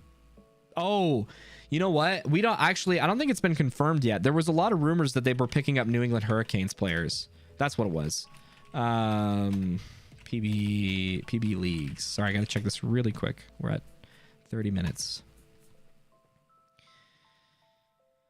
Iron Men. Pending pay? Guys, what are you doing? What are you doing? Pay. Are you not playing? Alec Bouchang. Zach Carter, Clayton Hugh. Isn't he a Gummy Bears player? Yeah, Gummy Bears. He's good. Clayton Hughes is good. Alex Keys, Gunther. I don't know who this person is. I don't know where they came from. He just kind of showed up and... Oh, he's Mutiny. He's a Mutiny player. He kind of looks familiar now that I think of it. Sorry, I don't mean to be getting distracted by this, but so far as I can tell, they haven't actually followed through with picking up any of the New England Hurricanes players, so it might not be any difference. I still have a bias against Energy Elite. I feel like I still don't see them as like a top 4 team or even a top 6 team, but they have really good performances, especially in the last year. So it's hard. And so like, I know that I have to like I have to be more charitable to them because they're a better squad than I give them credit for. But if I were to flip a coin 10 times out of 10, and I were to, I mean, it's 50-50 really, but so that's a stupid analogy, but my bet's going to be Russian Legion 70% of the time up against most teams that they play against. I think Russian Legion loses when they didn't prepare well enough. But I think if they prepare really well and they get super solid practice before an event, that team's making it to top 4 almost every time. And it's always surprising when they don't. So it's hard to say with the fast layout the way that it is. I think I always say this. I think earlier in the tournament is the best time to topple Russian Legion. I think that's probably people's best chance. And in fact, I'm actually going to make this a little bit higher of a score spread. I think it's going to be a super high scoring game, and I think it's going to be a lot of back and forth. I think Energy Elite has the chance to win this game, but I think they're going to lose because of experience. Russian Legion versus Infamous. This is a tough one. I think Infamous could absolutely beat Russian Legion. So what they beat them by, though, hard to say. I'm going to give them 5-4. Energy Elite versus Iron Man. I think Energy Elite takes this one. I think Iron Man will score... I think they can score a couple points. I'll give them 1, but I think they could definitely score a couple points. I just think that team is still like under development right now. It's super hard to say. Rip Iron Man, Hunters, etc. Okay, where's Sloviak? Oh, Good point. I didn't even notice. Sloviak was not on that roster. I know that he expressed desires to leave, and he made it public on Instagram, so I'm sure that didn't help him. Aftermath versus Hurricanes. What do I have? I have Hurricanes winning. Was going 1-1 out of Friday. I think Hurricanes are gonna beat Thunder. Actually, I'm pretty confident Hurricanes are gonna beat Thunder. I'm gonna say by a point margin of 2, and I think Hurricanes have. I think this is their most coin tossy game for me. On paper, I would say. I think they have the ability to beat them, but Hinman is a great coach, super smart. I think Hinman, of all the coaches that Bianca could play against, I would suspect that Hinman would have a better understanding of what Bianca would like to do in response to like a point or something. So I think Hinman's going to really give Bianca a run for his money. I think that's not true for a lot of coaches. I think Bianca just like outclasses a lot of coaches in the way that he approaches paintball. But I think it's definitely possible for that to be the case. So it's gonna be hard, but I'm gonna actually give this one to Hurricanes 5-4. So that means I'm having Hurricanes going 3-1 out of prelims, which I feel good about. Impact versus Aftermath. I think, dude, Impact is gonna go 4-0. I think. I think they're gonna go 5-2. I think these are gonna be close games. Actually, I think Aftermath's gonna lose 2 heartbreakers, which would be tragic. And what that also means is that they could go the other way too. Impact versus New York Extreme. I think Impact beats New York Extreme 6-3. We'll just throw up a random number there. And Thunder versus Extreme. I don't have Thunder winning a single game. Can they beat Extreme? What do you guys think? Sloviak just needs to go back home to X Factor. X performed really well a couple seasons into Sloviak's stint with X. I think Sloviak's running out of time, man. I think Sloviak needs to take a break. Granted, they don't like LJ or Archie anymore either. Okay, chat, I need your help. Who is going to beat who in this match? I'm gonna move past this one, but I want to know if you guys think Thunder or Extreme is gonna win this series, and by what? I'm curious. Okay, LVL versus Diesel. I think LVL's looking super strong, man. And I don't mean to say that in a depressing way. They're a great team, but they somehow, like, it just always surprises me. They just scores. They score such fast points, and they score high point margins. You know what I mean? LVL versus Heat. I think if LVL goes 3-0 so far, I think they have a good chance of beating Heat. It really depends on how Heat's looking at the early portion, like how they're looking early in the tournament. If this was both of their game 4s, I would probably give it to Heat, but LVL's got three more games over Heat. Excuse me, 1 more game over Heat, and I think that will be enough to feel confident going into the series, and I'm going to give it to LVL for that reason. Despite the fact that I really want to give it to Heat. I think he's going to do really well. I'm going to say 5-1. Does it go to time? Do we really think Heat's going to go to time? I'm going to have a Mercy roll win 7-1. I don't know if they'll 6-0 DMG. I don't know about that. I don't know. Hard to say. All right. Revo versus who's your dark horse team that you see performing better than the general community expects them to? We will actually get to that. So my assumption would be that a dark horse would make it at least as a wild card. So when we look at what the bracket ends up being, that's when I'll determine my dark horse. Because clearly if I say like, oh, Revo's going to be the dark horse, and then I don't even have them winning a series, like that doesn't seem to make sense. I would say right now Revo's probably my dark horse, but I don't know if they're going to make it. So let's see. Revo versus let's go with Revo versus DMG. I'm sorry, DMG, if you see this video, I love you, I promise. I just think Revo's gonna win this game, so I apologize. Revo versus Diesel, I think is gonna be a good game. I think it's gonna be a very good game. And in this case, I would probably say that Revo is going to... Honestly, I think Diesel struggles with the mental game. So if they go 1-1 out of Friday... Oh, excuse me. if they go, ooh, I have them going 3-1-2 right now, actually. So they have to win this if they're going to make it. If they even have a shot at making it. I have Revo losing. I have them going 1. So this is both of the... I feel that that's fair. This is both of these teams' game that they need to win. I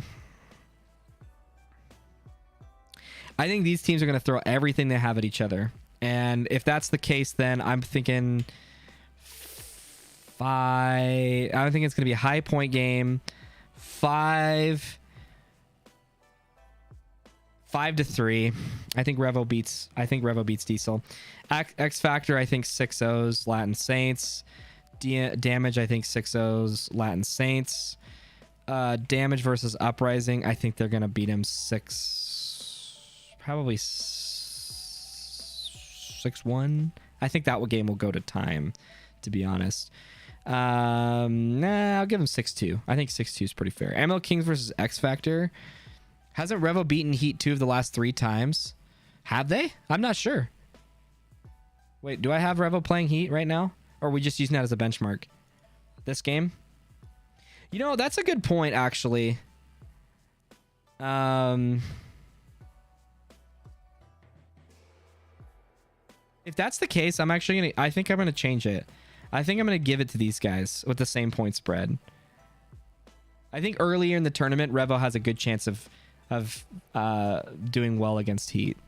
I think Diesel goes 3-1 and makes it into Sunday. Those guys are fired up. I hope so. I want Diesel to make it in. I just have a lot of teams I really like. I would rather see Diesel beat LVL. I'm not putting this here because I want to see that. I just feel like Level's coming off of a huge hot streak, and it's going to be hard to stop him. ML Kings versus X Factor. ML Kings is like a definite, like a wild card to me. I have no idea what to expect from ML Kings every single event. I know X Factor is a super solid squad, so it's hard to count them out ever. But I don't think X Factor just rolls over ML Kings this series. I think it'll actually be a low scoring game.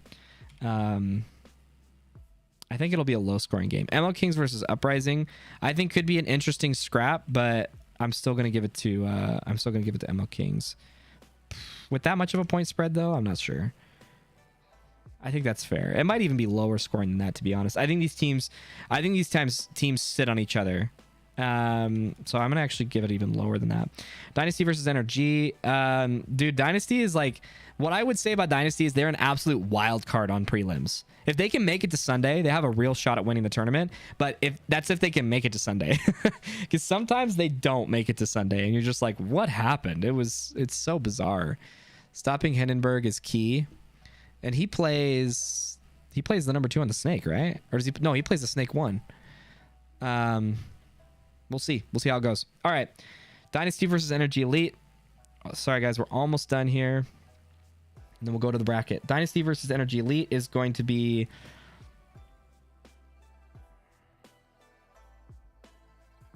Dude, you know what?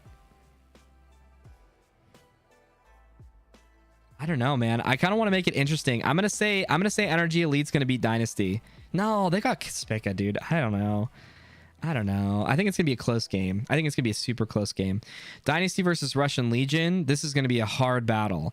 I think it's going to go into a tie that will be broken at 6-5 in favor of Dynasty. I think Dynasty is going to lose that game. Every time I give Dynasty, like, I just put them in the clear. I have them going 4 out of prelims. I'm always like, oh my gosh, they look like they're about to lose every time, and they barely make it to Sunday or whatever.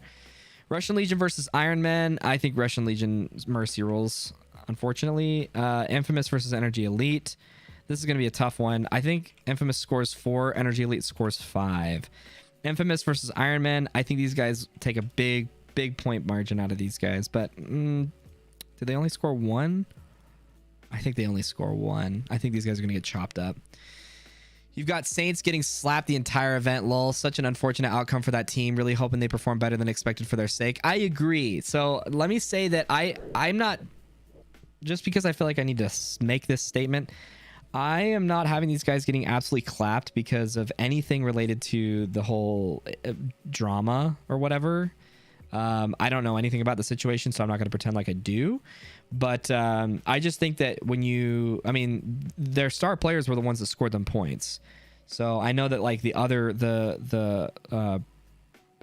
Brazilian, are they Brazilian? I don't mean any disrespect by that, but I don't remember. I just don't think that squad got enough reps to really prove themselves. And so it's essentially the Latin Saints Wild Dogs, right? So, and I just don't see them doing super well. So we'll see. They get a lot of reps. Surprisingly, they usually get a lot of reps against Russian Legion, or they have in the past. So what happened to Iron Man? Dude, I don't know, man. Iron Man, after Christian left, there was a trickling effect of everybody leaving. Not sure why. I know that this is all I'll say. The way that the organization handled okay, and actually let me say it this way. When Iron Man lost Todd Martinez, who was the literal glue of that team, everything went downhill from there. So whether you want to say it's because of staff, players, leadership, organization, whatever, I don't know much beyond that, but all I can see is just that as soon as they lost Todd Martinez, everything went downhill from there. And from what little information I've received on the inside, it's going to be a hard thing to overcome. So let me just leave it at that. All right. I don't mean to be vague. I don't usually try to like speak vague and allude to things, but I know that there are issues that people are not happy with, and they're struggling to overcome those. All right. Not contemporary issues, by the way. Not saying I know anything from any current player right now. So, okay. Damage is number 1 seeded. Behind them is Impact at number 2, if I'm not mistaken.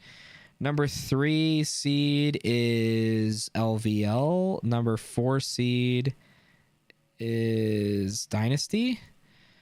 Number 5 seed. I see a 7 right here with Russian Legion. Oh, oops. Dynasty is not 4th. X Factor's 4th. Dynasty's 5th. I'll double check this in a second. I agree 100%, 110%. FYI, Dynasty has won 4 of the last 5 events, only losing on their blind layout. Yeah. So my whole thing with Dynasty is every time I have them going 4-0 out of prelims in any of these predictions I do, they end up not going 4-0. Oh, you know what, guys? We don't have a series played. We don't have Thunder versus Extreme. You know, I'm gonna give this to Thunder. I want to see Thunder beat these guys. I think it's gonna be a low scoring game though. I think it's gonna be 4-3. Okay, I have point spreads for everything, so this might actually change. It doesn't look like it. Okay, wait, what's Thunder? No, it doesn't change. All right. I got 1, 2, 3, 4, 5. I need 6th seed, who's probably Russian Legion. Yeah, 6th seed with Russian Legion. I need what, 10 seeds? Yeah. 7th seed is going to be, is that really a 3-way tie or 2-way tie? Yeah, I don't know how. So who beat who? Heat beat Revo beat Heat. Okay, so I'm gonna have 7, 8, because that's the first wild card. He makes it in as a wild card. 8. I need 10 seeds. Yeah, 9th seed. Oh, excuse me, that can't be. I've messed up. Okay. Heat is not the 8th seed. Wait, hold on. 1, 2, 3, 4, 5, 6, 7. I need an 8th seed out of this bracket, which is going to be Hurricanes. There we go. And then I have a wild card in Heat with 9th seed. And with the 10th seed, I have... 10th seed is going to be... I see a 2. I got a 2. Anybody got better than 2? I got a better than 2. Oh, I see a 3. Emma King's 3. Oh, I see another 3 with a energy. Okay, so these two did not play each other. So they went 1-1. Point spread was 3. They went 1-1. I would. Okay, you guys can correct me if I'm wrong, but these guys mercy ruled. Yeah. No, they didn't necessarily mercy rule. I think it looks like ML Kings is going to snatch the 10th seed if my math is right, or if my assumptions about how things go. See those scores. Oh, Cortez is back with New York Extreme. That's good. I'd forgot about that, actually. No, that's great info. Thanks. Yeah, no problem. The Play the Game podcast with J-Rab has some really good insights into how the Saints fell apart throughout the first hour or so of the episode, if you've got some time to check it out. I actually did watch a few clips of that. I should definitely watch that. I always find that I think Play the Game podcast is awesome. I would love to be on it. And so this isn't a knock at them specifically, but in some of the other podcasts that I've listened to, it takes them so long to get to anything fruitful, like anything meaningful, anything filled with content. So I hear that J-Rab's podcast was really good, but anyway, it just that's kind of how that's gone. So all right, let's get these guys over here. Oops, I got to do this. Sorry, this is going to take me a second. Copy, paste. Is that right? Okay. So Dynasty at 5th seed, or I'll just take them right here. Dynasty 5th, Russian Legion 6th, ML Kings is 10th. Damage is 1st. X Factor is 4th. LVL. By the way, if I ever get... We need to figure out what happens if I get one of these 100% correct. We need to have some kind of like March Madness sort of like bracket or something. We need to get more people involved in these predictions, because like everybody watches my predictions and that's great and that's fine. I appreciate you guys listening to my opinion, but I would rather have more people involved with their predictions of how things are going to go. And it would be more fun to have people creating these brackets. Perhaps it makes more sense for it to only happen once the tournament is actually established, but it would be more fun to see people's opinions about how the Sunday is going to go. Delete cells, shift up. All right. So with that being said, I think the dark horse, it's hard for me not to, I'll be honest guys, it's hard for me not to give the dark horse to Hurricanes right now. But I'm going to give it to Revo. I think Revo's the dark horse of this event. They jumped straight into it with J-Rab episode, which was a nice for a change. That's good. I thought Silas went to damage. A lot of player movement. Yeah, he ended up going back to... Oh. You might actually be right. Hold on. Sorry, guys. By the way, if you're enjoying the live stream, first of all, there's 24 of you now. We've lost a lot of people, but that's okay.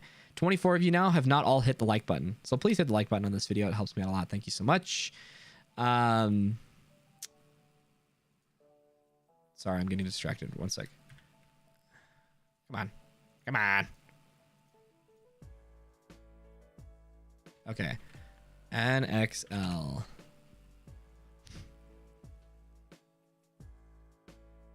I don't even remember what I was looking for. Wait, what was I looking for? Oh, the move. I'm looking for Silas Cortez. So Corey Hall went to New York Extreme. That's interesting. Kurzawa went to Energy Elite. I would imagine that's going to help them. Revo acquired another player. Yeah, so I have Tampa Bay Damage picking up Silas Cortez, which is going to be great for them. That helps. I think that's awesome. Reacquires, yeah. So anyway, just when you said that, I was like, oh yeah, I think you're right. Okay, Hurricanes versus ML Kings. Hurricanes absolutely takes this game. I don't even care to hear I don't care to hear anybody's opinion about that. I think they absolutely take that game. Now, I don't have any poll features in the chat, but give me a 1 if you guys think Revo's going to win, and give me a 2 if you think Heat's... Actually, you can just type it. Type in Revo or Heat, depending on who you think is going to win. I'm super curious, because I don't know who you guys think. Sorry, Jerry Caro came back. Yes, that is true. Share the spreadsheet in the Discord. I'll whip up my predictions tomorrow. I thought it was in the Discord, but maybe it's not. One second. Copy link. Pretty sure it is. Let me see. Seriously, watch this for way too long. I agree. Yes, it's right here. I'll pin it. Pin message. Oh yeah, baby, pin it. So there you go. Wait, did it not pin?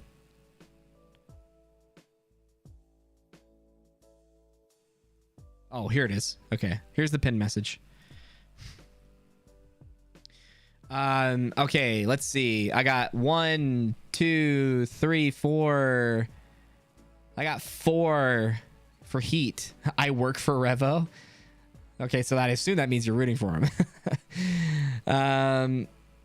I got 4 for Heat. I got 2 for Revo. Come on, guys. Going once. Going twice. Going 3 times. 4. Okay. Here we go. Heat moves on. Sorry, guys. I know that if Tonlo was here, he would say Revo. And he's probably very upset that Revo's not supposedly moving on. Oh, I've moved Heat already, but that's okay. All right, Damage versus Hurricanes.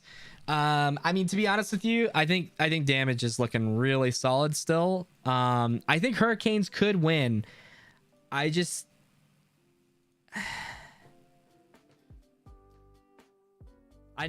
guys, I'm super biased. I'm gonna ask you to give me your opinions on this one really quick. Damage versus Hurricanes, who wins? I want to say Hurricanes, but my heart says Hurricanes, my brain says Damage. So tell me what you guys think, and then we'll move on. Dynasty versus LVL. Damage. Yeah. YK TV. Gambling Me says Hurricanes. Hurricanes. Wow, I got 2 for Hurricanes, 1 for Damage. DMG. Well, I assume you mean Damage. Damage. To be determined, huh? Well, it is to be determined. Tampa Bay Damage. That's what that is. I was like, TBD. Of course it's TBD. We haven't seen the tournament yet. You think Dynasty is going to win this one? Dynasty versus LVL. I think you guys are right. And I think Damage is probably going to win this one as well. I'm going to give it to you guys. I think you're right. Dynasty, baby. Okay. DYNST. Why? My guy.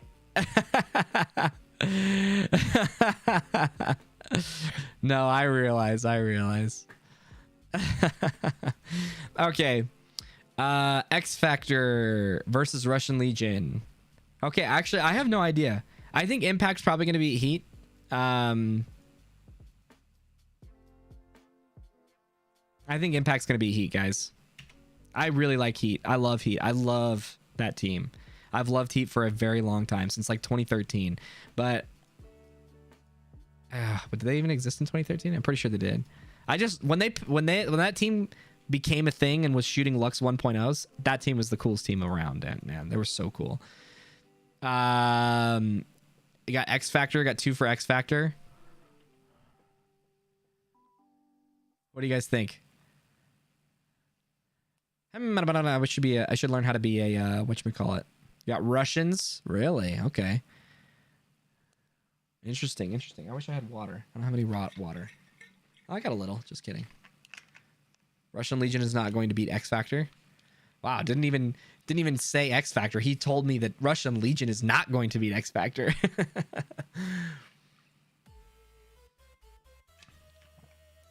All right, Eric. Just this once, all right? I'm just kidding. I think I agree with you. I think Russians are always capable of making it to top 4, but I think X Factor's got it. Man, the only thing is, like, the thing that sucks with these predictions is that they always end up being, at the end of it, it ends up being very predictable. Damage, Dynasty, X Factor, Impact. But come on, that's like so obvious. Damage and then Damage again. You think Damage is winning the tournament? All right. Tell me what you guys, who's gonna win, Dynasty or Damage? Tell me that first. Let's not go to the X Factor Impact game yet. Dynasty versus Damage. Who do you guys think wins this one? Yeah, X Factor. Okay, let's Dynasty versus Damage first. Gotta rep Florida. So you're going for Damage. Okay. Damage. So let's see. We've got 1 and then X Factor to win it, but Damage either way.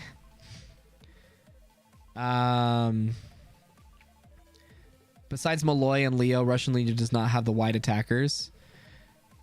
That's true. That's fair. Dynasty. So, okay, how many people do we got for Dynasty? We got...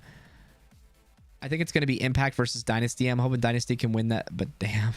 Okay, so we got 1, 2, 3... Oh, excuse me. 1, 2, 3. 3 for Dynasty. We have... 1, 2, 3 for Damage. It's literally tied. Oh, 4. We've got 4 for Damage. Excuse me. All right. I mean, I think let's make it fun, okay? Dynasty, since they get to practice it to death. It's a good point. Impact with the W. Mouse will dominate the quack. Oh, that's a snake. Dynasty, man. You know, I think Dynasty's going to do very, very well. Misses the cut. They do. I'm sorry. I think Infamous is really good. I love them, but I have them going 1-1. 1-1 and barely not making a...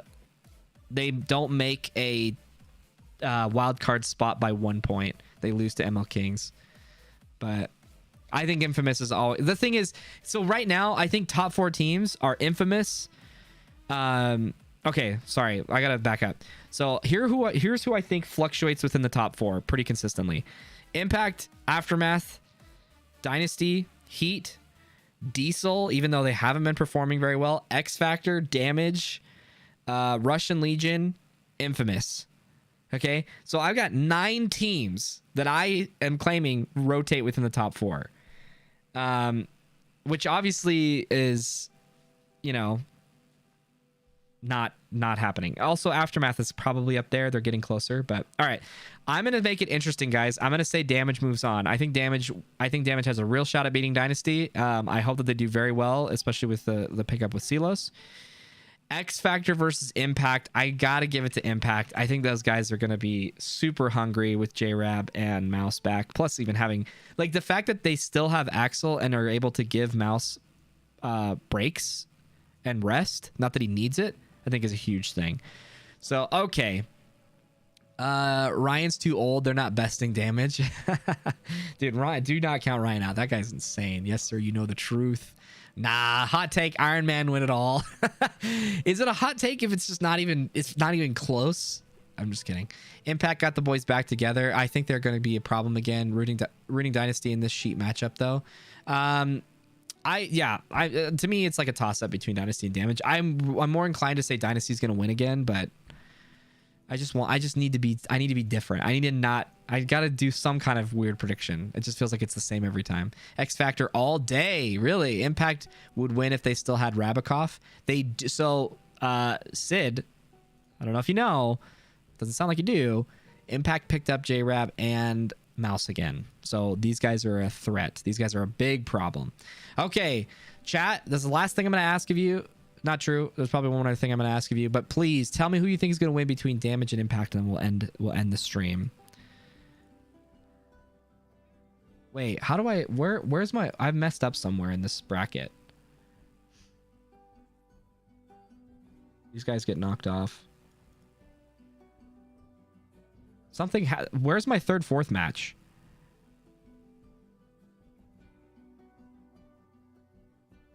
Oh, wait, yeah, where's my 3rd, 4th match? How's that work? Why am I having a brain fart? Hold on. While you guys tell me who's gonna win, I'm gonna pull something up. I'm having an absolute brain fart right now. I can't figure out where my 3rd, 4th match is. Oh.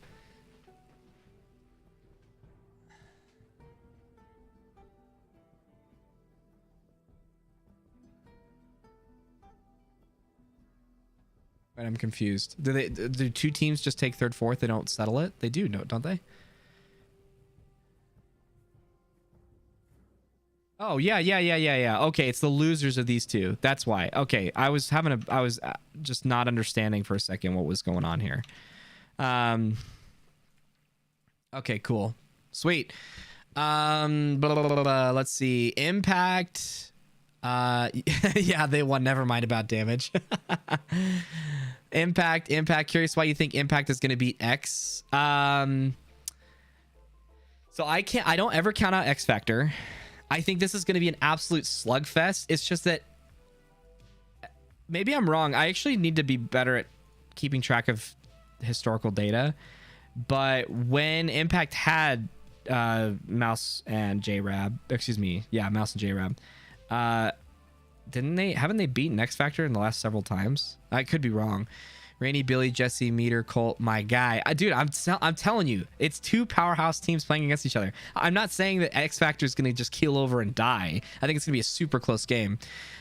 Steven, they will beat them. It's Impact, my guy. Funny, Fuzzy, Mouse, Axel. They're overdue. Losers from semis. Yeah. I don't know why I thought that. I just had a brain fart there for a second. Latin Kings will play a fast, aggressive game and score a couple points at least each match. You're probably right. But it's not going to change my overall point spread, I don't think, right? Yeah, Merrick, you throwing game codes out now. Let's see. Curious why you think. I read that. Impact. So it seems to be that we've got most people saying Impact. I think the Saints, though, would be good. All right, I'm giving it to Impact, guys. I think Impact is going to win. Though I think Damage has a real solid chance at winning. X Factor versus Dynasty. There were points that they carried the main line. No, for sure. So but you have to understand that, like, for a team to come together and play in the Pro Division only one other time with the Wild Dogs, and to have done really well in that one tournament when I think they put like 4 points up against Dynasty, and they were doing really, really well. We're talking two professional showings at the NXL versus pretty much every other team that's had a lot of experience in that. I don't care how hot any of those players are, they're not going to beat any of these teams. And you know what? If I'm wrong, we'll come up with something. I don't think Latin Saints will win a single game. I think they'll win points. I don't think they'll win a single game. Now, obviously, I have them getting mercy ruled, in some cases only winning 1 point.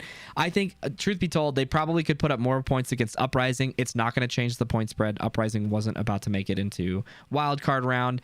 The ML Kings already made their wild card round. I think if I actually gave a less of a higher point spread, if I did that, that's actually pretty crazy. If I gave Latin Saints 2 more points against ML Kings, it would actually put Energy Elite into the bracket. Now, do I think Energy Elite would beat Hurricanes? Maybe. Do I think Energy Elite will beat Damage? No. So the buck stops with Damage right here in the first seed. So that's an interesting outcome. That would change things.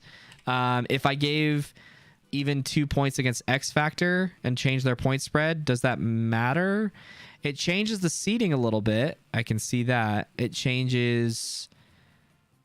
They'd be tied for, let's see. I'm not going to do this whole exercise because you guys kind of get the point, but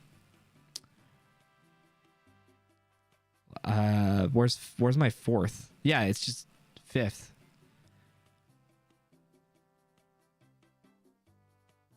Dynasty goes up a seed. Dynasty goes to 4th seed. Does that change anything? Dynasty goes to 4th seed. They would then play Russian Legion. I actually think they have a worse chance against Russian Legion. And then they would play against Impact. And they would have to win.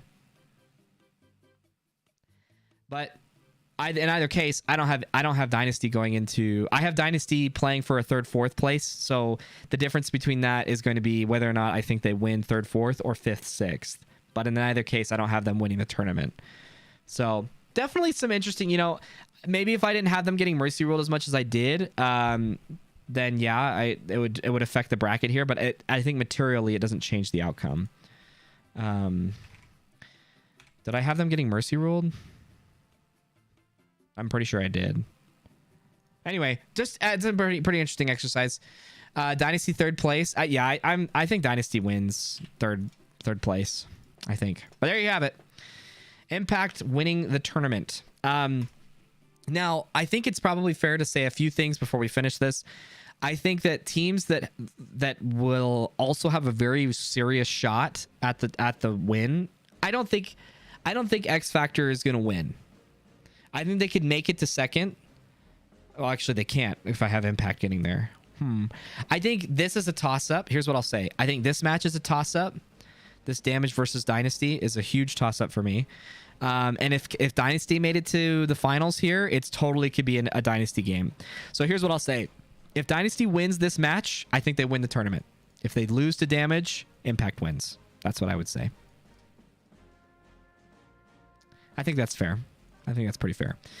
I have Revo as a dark horse, and yet I have them losing to Heat. So maybe my dark horse really is, in fact, Hurricanes. Because I do think that Hurricanes could beat Damage. And I think they could make it to top 4. But that's a huge toss-up. So there you have it. Don't see Rabikoff on PB Leagues. Dude, pro teams kind of do whatever they want. Good stuff. Thanks, Porter. I appreciate it, guys. Thank you so much for tuning into the stream. I got to end it now, but just a few things. I will be live probably tomorrow playing video games. If you guys want to check that out, the link will be in the Discord server, so please join there. As again, I stream every Thursday from 8 p.m. to 10 p.m. If you guys like the stuff, please subscribe to the channel if you're not already. I'm pretty sure everybody here has subscribed to it, so thank you for those who have subscribed 7 minutes ago. Matthew Gonzalez, 1 hour ago. Vectin, thank you. And if you guys really enjoy the content, you enjoy what I put out. If you've watched my YouTube videos, you've seen my bunker layout stuff, whatever, breakouts, yada, yada, yada, consider becoming a member. Okay. My biggest time constraint right now. So just really quickly, don't leave. Please don't leave. Really quickly, let me show you what the problem that I'm running into right now. Okay. I don't care if you guys steal these. These are my video outlines that are most of these have yet to be done. Actually, that's not true. There's a lot of these that have been done. These are the video outlines that I have to do. Time is the biggest constraint right now because I have a real job. So obviously I don't expect to be doing this as my full-time job for a very long time. But if you guys do consider becoming a member, it's just what helps me get one step closer to doing this full time and sharing all of the information that I have in my brain for free. Well, actually, they wouldn't be free, but for a small fee, right? I think I have a membership for like $3 a month. So consider doing that. You don't have to do it now, obviously, but give it a thought.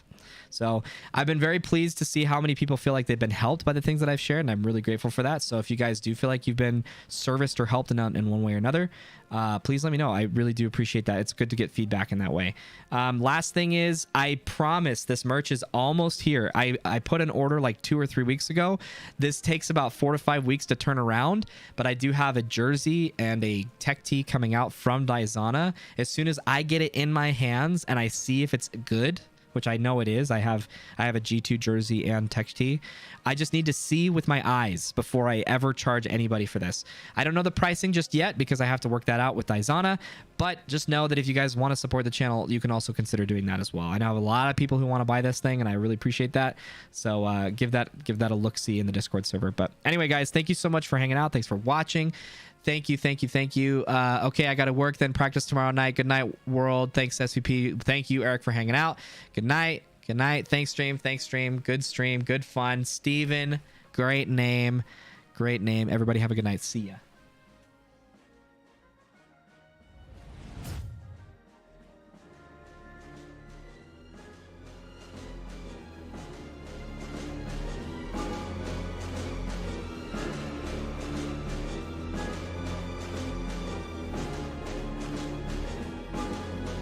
Here, I got a good one for you guys. You ready?